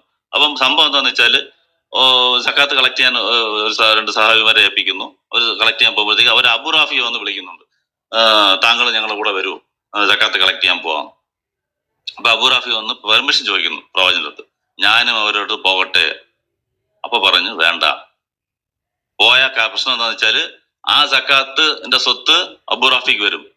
അഥവാ അബൂ റാഫി അത് വെച്ചിട്ട് മരണമടഞ്ഞു കഴിഞ്ഞാല് ഈ പഴയ യജമാൻ എന്നുള്ള രീതിക്ക് ആ സ്വത്ത് പ്രവാചകന് വരും. അത്രയ്ക്ക് സൂക്ഷ്മമായിട്ട് ചിന്തിച്ചിട്ട് എന്താണ് നീ കളക്ട് ചെയ്യാൻ പോണ്ട എന്ന് പറഞ്ഞ ഒരു മനുഷ്യന് എല്ലാം നേടിയെടുത്തു, സ്വന്തം ഇത് പഴുതുകൾ ഉപയോഗിച്ച് ചെയ്തു എന്ന് പറഞ്ഞാല് സുല്ലമി എന്ത് പറയാനാണ്? അപ്പം ഒരു കാര്യം നേടിയെടുത്തിട്ടില്ല, ആദർശം മാത്രമേ ഉള്ളായിരുന്നു. അത് കാരണം ആദർശം വെച്ച് തന്നെ ഉള്ള പൈസ എല്ലാം സ്വത്ത് കളഞ്ഞിട്ട് വളരെ നോർമൽ ജീവിതം, തക്കാത്തില്ലാതെ. ആ കൂടെ ഉണ്ടായിരുന്നത് ഫതക്കിലുണ്ടായിരുന്ന ഫൈന്ന് കിട്ടിയ ഒരു സ്ഥലവും ഒരു 100 ആടും ഉണ്ടായിരുന്നു. അപ്പൊ ഓരോ വർഷം ആകുമ്പോഴത്തേക്ക് ആ ഈന്തപ്പഴം കൊണ്ടുവരും. അതാണ് ഈ 11 കുടുംബത്തേക്കും 11 ഒരേ സമയത്തില്ലായിരുന്നു, ഉണ്ടായിരുന്ന 9 കുടുംബത്തേക്കും ഡിവൈഡ് ചെയ്ത് കൊടുക്കുന്നത്. ആ ഒട്ടകത്തിൽ നിന്ന് വരുന്ന ആടിൽ നിന്ന് വരുന്ന പാല് കഴിക്കും. അതുപോലെ തന്നെ അത് 100 ഒട്ടകമായിരുന്നു, 100 ഒട്ടകമല്ല ആട്, 100 ആട് 101 ആയി കഴിഞ്ഞാൽ ഒരെണ്ണത്തിനെയും അറക്കും. ഇത് വെച്ചിട്ടാണ് പ്രവാചകൻ. ഇപ്പൊ പലരും ചോദിക്കുന്നുണ്ട് ആരിഫ് ഹുസൈനൊക്കെ എന്താണ് അദ്ദേഹത്തിന്റെ വരുമാന മാർഗം എന്താണ്, മോഡിയുടെ വരുമാന മാർഗം എന്താണ്? ഫുൾ ടൈം രാഷ്ട്രത്തിന്റെ സേവനത്തിന് വേണ്ടി ഒരാളെ ഏൽപ്പിച്ചു കഴിഞ്ഞാൽ അയാൾ എന്ത് ജോലി ചെയ്തെന്ന് തിരിച്ച് ചോദിക്കരുത്. അന്ന് യുദ്ധത്തിൽ പങ്കെടുത്ത ആൾക്കാർക്ക് യുദ്ധത്തിൽ പങ്കെടുക്കുന്നതിന്റെ ഇത് കിട്ടും. അതും പ്രവാചകന് കിട്ടിയിരുന്നു. പിന്നെ ആ ടോട്ടൽ ഇതാന്നുള്ള രീതിയിൽ ഗവൺമെന്റിൽ നിന്ന് എടുത്തിട്ടില്ല, ഫൈ ആയിട്ട് കിട്ടും. യുദ്ധത്തിൽ പങ്കെടുത്തു അല്ലെങ്കിൽ യുദ്ധത്തിൽ പങ്കെടുക്കാത്ത ഇതിനും പ്രസിഡന്റ് എന്നുള്ള രീതിക്ക് കിട്ടും. അതാണ് ഫതക്കിലുണ്ടായിരുന്നത്. അങ്ങനെ കിട്ടിയ ഒരേ ഒരു വസ്തുവും പിന്നെ ആ 100 ആടും ഉണ്ടായിരുന്നു. അല്ലാതെ ഗവൺമെന്റ് സ്വത്ത്, ഇവർക്ക് മോഡിക്ക് ശമ്പളം കൊടുക്കും, പക്ഷെ ഗവൺമെന്റ് സ്വത്തിൽ നിന്ന് പ്രവാചകന് ശമ്പളം ഇല്ല, അത് ഓർത്തോണം. ഇത് വെച്ചിട്ടാണ് പ്രവാചകൻ ജയിച്ചത്. ഇതും ചെയ്ത് ജോലിയും കൂടെ ചെയ്യണമെന്ന് പറഞ്ഞാൽ അതെങ്ങനെ നടക്കുന്നത്? രാഷ്ട്രത്തിന്റെ എന്തോരം എനിമകളാണ് അവിടെ എല്ലാം ചുറ്റിയുണ്ടായിരുന്നത്, എന്തെല്ലാം പ്രശ്നങ്ങളാണെന്ന് നോക്കുന്നത്. ഇസ്ലാം പ്രവാചകൻ പ്ലസ് പ്രസിഡന്റ് ആണ്, 2 പോസ്റ്റാണ്. വെറും ഒരു അഡ്മിനിസ്ട്രേറ്റർ മാത്രമല്ല. അത്രയും വലിയ അറേബ്യൻ പെനിൻസുലയുടെ ഭരണ നേതൃത്വം എല്ലാം. ഇസ്ലാം ഇങ്ങനെ വളർന്നു നിൽക്കുന്ന സമയം ലോകം മൊത്തവും അങ്ങോട്ട് കണ്ണ് നോക്കുന്നു, എങ്ങനെയും ഇവരില്ലാതാക്കാൻ നോക്കുന്നു, ശത്രുക്കളുടെ ശല്യം. ഇതെല്ലാം ശ്രദ്ധിക്കണം. പ്രവാചകൻ എന്നുള്ള ഡ്യൂട്ടി, ഖുർആൻ സംരക്ഷണം, എന്തെല്ലാം ഉണ്ട്. ഇതെല്ലാം നിൽക്കുമ്പോൾ പോയി ജോലി ചെയ്യണമെന്ന് പറഞ്ഞാൽ ജോലി നിങ്ങളുടെ സ്വത്ത് എടുക്കുന്നില്ല, അത്രയല്ലേ ഉള്ളൂ. ഗവൺമെന്റ് സ്വത്ത് എടുത്തിട്ടില്ല. ഓൾറെഡി ഉണ്ടായിരുന്ന ആ 100 ആടും ഒരു ഫതക്കിൽ കിട്ടേണ്ട അത് വെച്ചിട്ട് കുടുംബം പോറ്റി. അതുകൊണ്ടാണ് ഭാര്യമാര് പ്രശ്നം ഉണ്ടാക്കിയത്. എന്താണ് ഞങ്ങൾക്ക് തരുന്ന സ്വത്ത് പറ്റുന്നില്ല, കൂടുതൽ വേണമെന്ന് പറഞ്ഞാൽ. കാരണം സക്കാത്തിൽ നിന്ന് ആൾക്കാർക്ക് കൊടുക്കുന്നുണ്ട്. മറ്റ് ഗ്രാമവാസികൾ വരുന്നതിനകത്തെല്ലാം അവര് വലിയ വലിയ ഒട്ടകത്തിൽ കയറ്റിക്കൊണ്ട് പോകുന്നുണ്ട്, ഞങ്ങൾക്കും വേണം അതിൽ നിന്ന് എടുക്കുന്ന പറഞ്ഞാല് അപ്പൊ പറഞ്ഞ് പറ്റത്തില്ല, അത് റൂളില്ല. അപ്പോഴാണ് ഖുർആൻ ആയത്തിറങ്ങുന്നത്.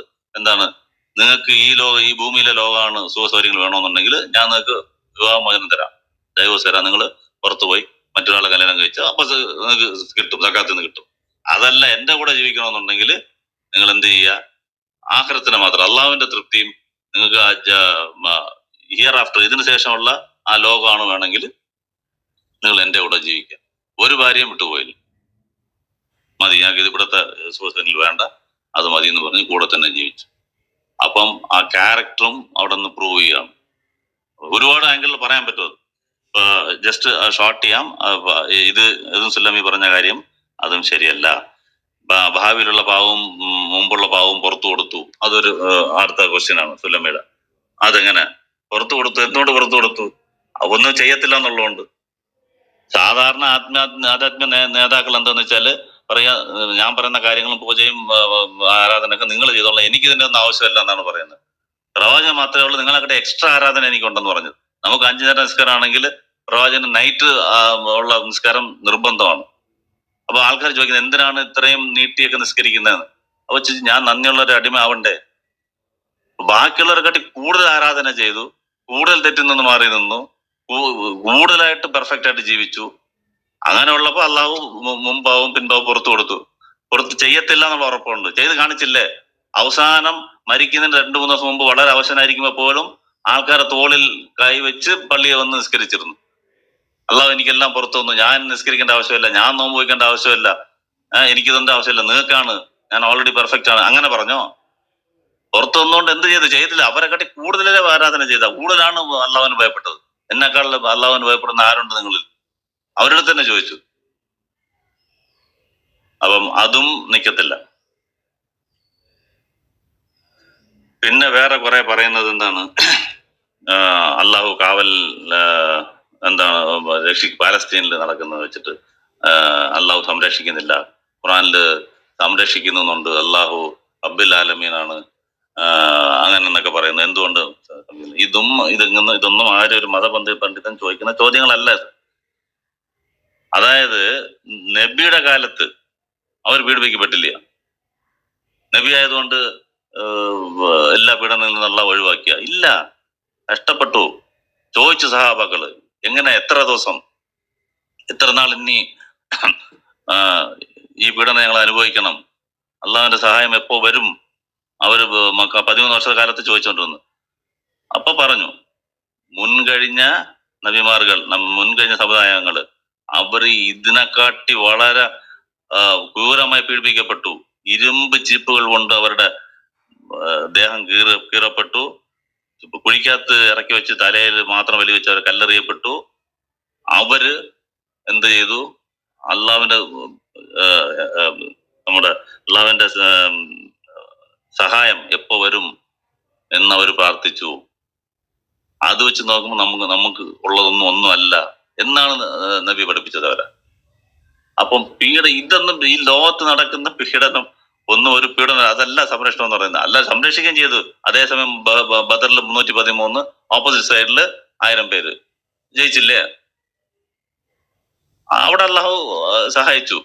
അതായത് വിശ്വാസിയായ തീർച്ചയായിട്ടും ജയിച്ചേ പറ്റൂ, നിങ്ങള് അവിശ്വാസികളെ എപ്പോഴും തോപ്പിക്കുക, അങ്ങനെയല്ല. അവരുടെ കൈയും ചില സമയത്ത് മോളിപ്പോവും. ആത്യന്തികമായ വിജയം മുസ്ലിങ്ങൾ കാണുന്നു.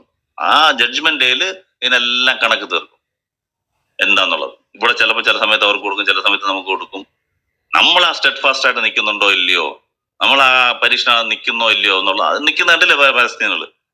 മരിക്കാൻ ഭയപ്പെടുന്ന ആൾക്കാർ ഇസ്രായേലിലെ ആൾക്കാർ, എന്ത് വന്നാലും കുഴപ്പമില്ല. അവര് ഒഴിഞ്ഞു പോകുന്ന ജബ്ബാർ മോശം പറയുന്നുണ്ട്, അവരെ കൊച്ചുങ്ങളെയും കുട്ടികളെയും വീട്ടിലിട്ടിട്ട് പോകുന്നു. അവർ ഒഴിയാൻ പറഞ്ഞാൽ ഒഴിയണ്ടേ? ജബ്ബാർ മാഷിന്റെ വീട്ടിൽ കൊണ്ട് ബോംബിടുന്ന ജബ്ബാർ മാഷ് ഒഴിഞ്ഞു പോവുക. ആ പ്രശ്നം തന്നെ അവിടെ അത് തന്നെയല്ലയോ. അവര് ഇവരെ സ്ഥലം കയ്യേറി നിന്ന് ഇവരെ ഒഴിഞ്ഞു പോകാൻ പറ്റുന്നു. അവർ പോകത്തില്ല, ഞങ്ങളുടെ മണ്ണാണ്, നീ ചത്താലും ഈ മണ്ണിൽ തന്നെ കിടന്ന് ചാവും. അവിടാണ് ഈമാൻ നോക്കേണ്ടത്. അതിനകത്ത് നിസ്കരിക്കുന്നുണ്ട്, ധൈര്യമായിട്ട് നിൽക്കുന്നുണ്ട്, ഒരു പ്രശ്നമില്ല അവർക്ക്. ആക്ച്വലി പല മീഡിയാക്കളും ഇസ്രായേൽ ഓൾറെഡി തോറ്റു എന്നാണ് പറയുന്നത്. ഒരു ചെറിയ ഗ്രൂപ്പ്, ഒരു ഗവൺമെന്റ് പോലും അല്ല. ലോകത്ത് ഭയങ്കര ശക്തമായ രാഷ്ട്രമാണ്, ശക്തമായ ഡിഫൻസ് ഉണ്ട്, അയൺ ഡോം ഉണ്ട്. ഒന്നുമില്ലാത്ത ചെറിയൊരു ഗ്രൂപ്പ് പോയിട്ട് അവരെ ഇത്രയും കിടന്ന് വോട്ടിക്കുന്നെങ്കിൽ അത് ശരിക്കും പറഞ്ഞാൽ അവരുടെ വിജയം തന്നെയാണ്. നഷ്ടങ്ങൾ അവിടെ ഉള്ള ആൾക്കാരെ, ഹമാസിനെ ഒന്നും വലുതായിട്ട് കൊല്ലുന്നില്ലെങ്കിൽ അവിടെ ഉള്ള ജനങ്ങളെ അവർ കൊല്ലുന്നു. അതുമൊക്കെ അത് ഇങ്ങനെയുള്ള ഭരണാധികള് ആരികൾ ഇങ്ങനെ ക്രൂരന്മാരെ ആൾക്കാർ ലോകത്തെ ചരിത്രത്തിൽ പല രീതിയിലും ഉണ്ടായിട്ടുണ്ട്. അങ്ങനെ ഒരു ഇസ്രായേൽ ഉണ്ടാവുന്നു, അത്രേ ഉള്ളൂ. അത് പിടിക്കുന്ന സമയത്ത് അള്ളാഹു പിടിക്കും, അതുമൊക്കെ. അവൻ പറയുന്നത് അള്ളാഹു സംരക്ഷിച്ചില്ല എന്നൊന്നും ഇതിനകത്ത് പറയരുത്, അല്ലെങ്കിൽ മുസ്ലിങ്ങളാണ് എപ്പോഴും ജയിക്കുക എന്നുള്ളത് ഒരു കൺസെപ്റ്റും ഇസ്ലാമിലില്ല. കഷ്ടം വരും, അത് സഹിക്കണം, അള്ളാഹുവിന്റെ സഹായം അടുത്തുണ്ട് എന്ന് മാത്രം വിശ്വസിക്കുക. അങ്ങനെ ഉണ്ട്. നിങ്ങൾ ചോദിച്ചോണ്ടിരിക്കുക അള്ളാഹുവിന്റെ സഹായം അടുത്തുണ്ട്. അതുപോലെ ഉഹദ് യുദ്ധത്തില് പ്രവാചകന് നേരെ കറക്റ്റായിട്ട് വാള് കൊണ്ട് കറക്റ്റ് വായില് വെട്ടിയിട്ട് പല്ലെല്ലാം പോയി രക്തം വാർന്നൊലിക്കും. അപ്പൊ ആ സമയത്ത് ആ വേദനയില് ഒരു വാക്ക് പറയും. ഒരു നബിയുടെ മുഖത്ത് ഈ രക്തത്തിന്റെ ചായം പൂശിയ ആൾക്കാർ എങ്ങനെ വിജയിക്കും? ഇത് ഖുറാനാണ്, ഖുറാൻ ആയത്താണ്. എങ്ങനെ വിജയിക്കും എന്നിട്ട് ചോദിക്കുന്നുണ്ട്. അള്ളാഹു അത് ശരിയല്ല എന്ന് പറഞ്ഞു, ആ കമന്റ് ശരിയല്ല എന്നുള്ള രീതിയിൽ ഉടനെ ആയത്തിറക്കും. അത്രയും വേദനയോടെ പ്രവചനം ഉള്ളപ്പോഴും വലിയ തെറ്റൊന്നുമല്ല പറഞ്ഞത്, തെറ്റാണ്. അതായത് നിങ്ങൾ എങ്ങനെ ജയിക്കും, എന്നെ വെട്ടിയിട്ട് നിങ്ങൾ എങ്ങനെ ജയിക്കും, അത് പറഞ്ഞത് ശരിയായില്ല എന്ന് പറഞ്ഞ അള്ളാഹു ഇറക്കുന്ന ആയത്താണ് മുഹമ്മദേ, അധികാരത്തിൽ നിനക്ക് ഒരു പങ്കുമില്ല. നിന്നെ വെട്ടിയിട്ടാണെങ്കിലും ഞാൻ അവർക്ക് വിജയം നൽകും, അത് എന്റെ റൈറ്റ് ആണത്. അതെങ്ങനെ നീ ചോദിക്കും, നിങ്ങൾ എങ്ങനെ ജയിക്കും എന്നുള്ളത്? ആ കമാൻഡ്മെന്റ് എടുക്കേണ്ടത് അള്ളാഹുവാണ്. ആ ജഡ്ജ്മെന്റ്, അത് ജഡ്ജ്മെന്റ് ചെയ്യാനുള്ള അധികാരം താങ്കൾക്കില്ല. പ്രവാചകൻ ഞാൻ പറയുന്ന ഡ്യൂട്ടി ചെയ്യുക എന്നുള്ളത് മാത്രമേ ഉള്ളൂ. നീ ജയിക്കും, നീ തോക്കും, എന്നെ വെട്ടിയാ ജയിക്കും, ഇത് പറയേണ്ട അതില്ല എന്ന് പറഞ്ഞ് അപ്പൊ തന്നെ ഇറക്കുവാണ്. ആ വേദനയിൽ തന്നെ ഉള്ള ആയത്തിറക്കാണ് മുഹമ്മദ്, അധികാരത്തിൽ നിനക്ക് യാതൊരു പങ്കുമില്ല. ഞാൻ വേണമെങ്കിൽ അവരെ വിജയിപ്പിക്കുക അല്ലെങ്കിൽ തോപ്പിക്കുക, അത് എന്റെ റൈറ്റിലുള്ളതാണ്, അത് ക്വസ്റ്റ്യൻ ചെയ്യാൻ അധികാരമില്ല എന്ന് പറയുന്നത് കാണാം. ഇതാണ് മുഹമ്മദ് നബി സ്വന്തമായിട്ട് ഉണ്ടാക്കിയ സ്വന്തം ആവശ്യത്തിന് വേണ്ടിയിട്ട് ഉണ്ടാക്കിയത്. ആ തൗഹീദ്, ആ ഏകത്വം എന്നുള്ളത് എങ്ങനെ നിൽക്കുന്നു നോക്കുക. അള്ളാഹു വേറെ, മനുഷ്യൻ വേറെ. അള്ളാഹു വേറെ, പ്രവാചകനാണെങ്കിൽ പ്രവാചകൻ വേറെ തന്നെയാണ്. അള്ളാഹുവിന്റെ റൈറ്റിൽ കൈകടത്താൻ പ്രവാചകനും റൈറ്റ് ഇല്ല. അത് പറയാൻ പറ്റത്തില്ല. നീ ജയിക്കും, ഞാൻ അവർക്ക് വിജയം കൊടുക്കും, വേണമെങ്കിൽ തോൽവി കൊടുക്കും. അത് ഇവിടെ വിജയം കൊടുത്താലും ഞാൻ അവിടെ ജഡ്ജ്മെന്റ് ചെയ്യില്ല, ഞാൻ അവിടെ നോക്കും. അല്ലാതെ എന്നെ വെട്ടിയ അവര് ജയിക്കുന്നത് എങ്ങനെ? ആ വേദനയിൽ ചോദിച്ചു പോയെന്നേ ഉള്ളൂ, നിങ്ങൾ എങ്ങനെ ജയിക്കും എന്നുള്ള ഒരു രീതിയിൽ. അത് പറയേണ്ട ആവശ്യമില്ല. ഞാനാണ് ജഡ്ജ്മെന്റ് ചെയ്യുന്നത്. അള്ളാഹു ആണ്, സർവശക്തനായ ദൈവമാണ് തീരുമാനിക്കേണ്ടത് ആര് ജയിക്കണം ആര് തോക്കണം എന്നുള്ളത്. അത് പറയാനുള്ള റൈറ്റ് നിനക്കില്ല. അത് ഇപ്പോഴും ഖുറാൻ ആയത്തില്ലേ അതിനകത്ത്.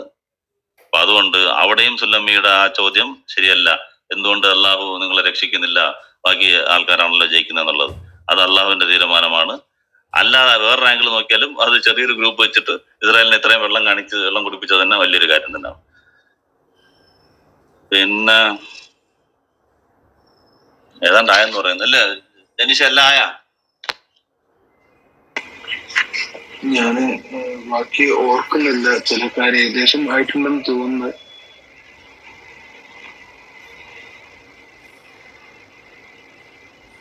ശരി, ഓക്കെ. ഏതാണ്ട് എല്ലാം ക്ലിയർ ആയെന്ന് തോന്നുന്നു, ഏതാണ്ട് കവറായി. ഓക്കെ, 1-2 കാര്യങ്ങളുണ്ട്, അത് പിന്നെ വേറെ ദിവസം പറയാം. ഓക്കെ, അപ്പം ഓക്കെ. നമ്മൾ എന്തായാലും സുല്ലമിക്ക് വേണ്ടി ഇട്ട ഒരു പ്രോഗ്രാമാണ് മതം വിട്ട സുല്ലമി എന്ന് പറഞ്ഞിട്ട് അദ്ദേഹത്തിന്റെ വാദങ്ങൾക്ക് അതിനകത്ത് ചോദിക്കുന്നുണ്ട് പുള്ളി, പൊതുജനം ഇതിന് മറുപടി തരണം എന്നുള്ളത്. അതായത് നമ്മളെ പോലുള്ള സാധാ വിശ്വാസികൾ ഇതിന് മറുപടി തരണം എന്നുള്ള രീതിയിൽ അതിനെ സ്വാഗതം ചെയ്തുകൊണ്ട് നമ്മൾ അദ്ദേഹം പറഞ്ഞ ഓർമ്മയിലുള്ള ചില കാര്യങ്ങൾക്ക്, പിന്നെ ചെറിയ ചെറിയ മൈന്യൂട്ട് കാര്യങ്ങൾ കാണുമായിരിക്കും, അത് പിന്നെ നോക്കാം നമുക്ക്. അപ്പം മേജറായിട്ടുള്ള ആശയപരമായ കാര്യങ്ങളിൽ നമ്മളെടുത്തിട്ട് നമ്മളതിന് നമ്മുടെ അഡ്രസ് ചെയ്തിട്ടുണ്ട്. ആ കാര്യങ്ങൾ ഉത്തരം പറഞ്ഞിട്ടുണ്ട്. ഇത് എങ്ങനെയെങ്കിലും അത് സുന്നമിയിൽ എത്തിച്ചിട്ട് ഇങ്ങനെയുള്ള ഡിസ്കഷനിൽ നേരെ അവിടെ വരികയാണെങ്കിൽ നമുക്ക് ഡിസ്കസ് ചെയ്യാം. സന്തോഷമേ ഉള്ളൂ. കാര്യങ്ങൾ പരസ്പരം പറയാം. കുറെ പേര് സാറന്മാരും കൂടെ കുറെ സാറന്മാരും ഉണ്ടെന്നാണ് പറയുന്നത്. അവരാണ് പോയിന്റ് ഒക്കെ എടുത്ത് കൊടുക്കുന്നത് എന്നുള്ളത്. അതൊക്കെ കേട്ടോണ്ടാണ് ഈ റൂം ഇടണമെന്ന് നമുക്ക് തോന്നിയത്. അപ്പം കറക്റ്റായിട്ട് ഇത് വീഡിയോ ആക്കാം. ഷമീർ മിക്കവാറും വീഡിയോ ആക്കിയിട്ട് നമുക്കിത് ഷെയർ ചെയ്യാം. അപ്പൊ ഇവിടെ കയ്യിൽ എത്ര നമ്പർ ശ്രമിച്ചിട്ട് കിട്ടിയില്ല, നമുക്ക് കിട്ടുമ്പോൾ നോക്കാം. കാണുമെങ്കിലും ചേട്ടൻ അല്ല, അതുപോലെ തന്നെ മതം വിടാൻ റെഡിയായിട്ട് നിൽക്കുന്ന ആൾക്കാർക്ക്, മതത്തിൽ സംശയമുള്ള ആൾക്കാർക്ക് ഇത് അവർക്കും വേണ്ടിയിട്ടാണ് ഈ പ്രോഗ്രാം ഇങ്ങനെ ഡിസൈൻ ചെയ്തത്. അവരും കാണുക. ഓക്കെ ജനി പറഞ്ഞ നമുക്ക് അതെ, സംശയമുള്ളവർ തീർച്ചയായും സമീപിക്കുക. അറിയുന്നവരടുത്ത്, ദൃഢമായി നിൽക്കുന്നവരടുത്തും സമീപിക്കുക. അല്ലാണ്ട് ഓൾറെഡി ചാഞ്ഞ മരത്തിനടുത്തോ അല്ലെങ്കിൽ ഇളകി നിൽക്കുന്നതിനടുത്തോ പോയിട്ടുണ്ടെങ്കിൽ അതോടൊപ്പം തന്നെ ചാഞ്ഞു വീഴുകയുള്ളൂ. അതുകൊണ്ട് സുന്നമിയാണെങ്കിലും ഇനിയും അല്ലാഹ് തൗബ സ്വീകരിക്കുന്നതാണ്. കൂടുതൽ മനസ്സിലാക്കിക്കൊണ്ട് തിരിച്ചു വരാൻ അള്ളാഹു നിങ്ങൾക്ക് വഴി നൽകട്ടെ. പല എമ്മു എന്ന് പറഞ്ഞുകൊണ്ട് പല ആൾക്കാരും വളരെ സജീവമായിട്ട് എന്തോ കാര്യം ചെയ്യുകയാണെന്ന് അവര് വിചാരിച്ചുകൊണ്ട് കൂടി പിടിച്ച് മുന്നോട്ട് പോകുന്നുണ്ട്. അതിന്റെ കൂടെ തന്നെ ഒന്ന് ഇടയ്ക്കൊക്കെ ഇതിനെല്ലാം ഒന്ന് മാറി നിന്ന് താങ്കളുടെ എല്ലാ വാദങ്ങളും ഒന്ന് മാറ്റിവെച്ച് ഇസ്ലാം പറയുന്നത് എന്താണെന്ന് ഇടയ്ക്ക് ഒന്ന് റിഫ്ലക്ട് ചെയ്യാൻ നോക്കുകയാണെങ്കിൽ ഇടയ്ക്ക് നല്ലതായിരിക്കും.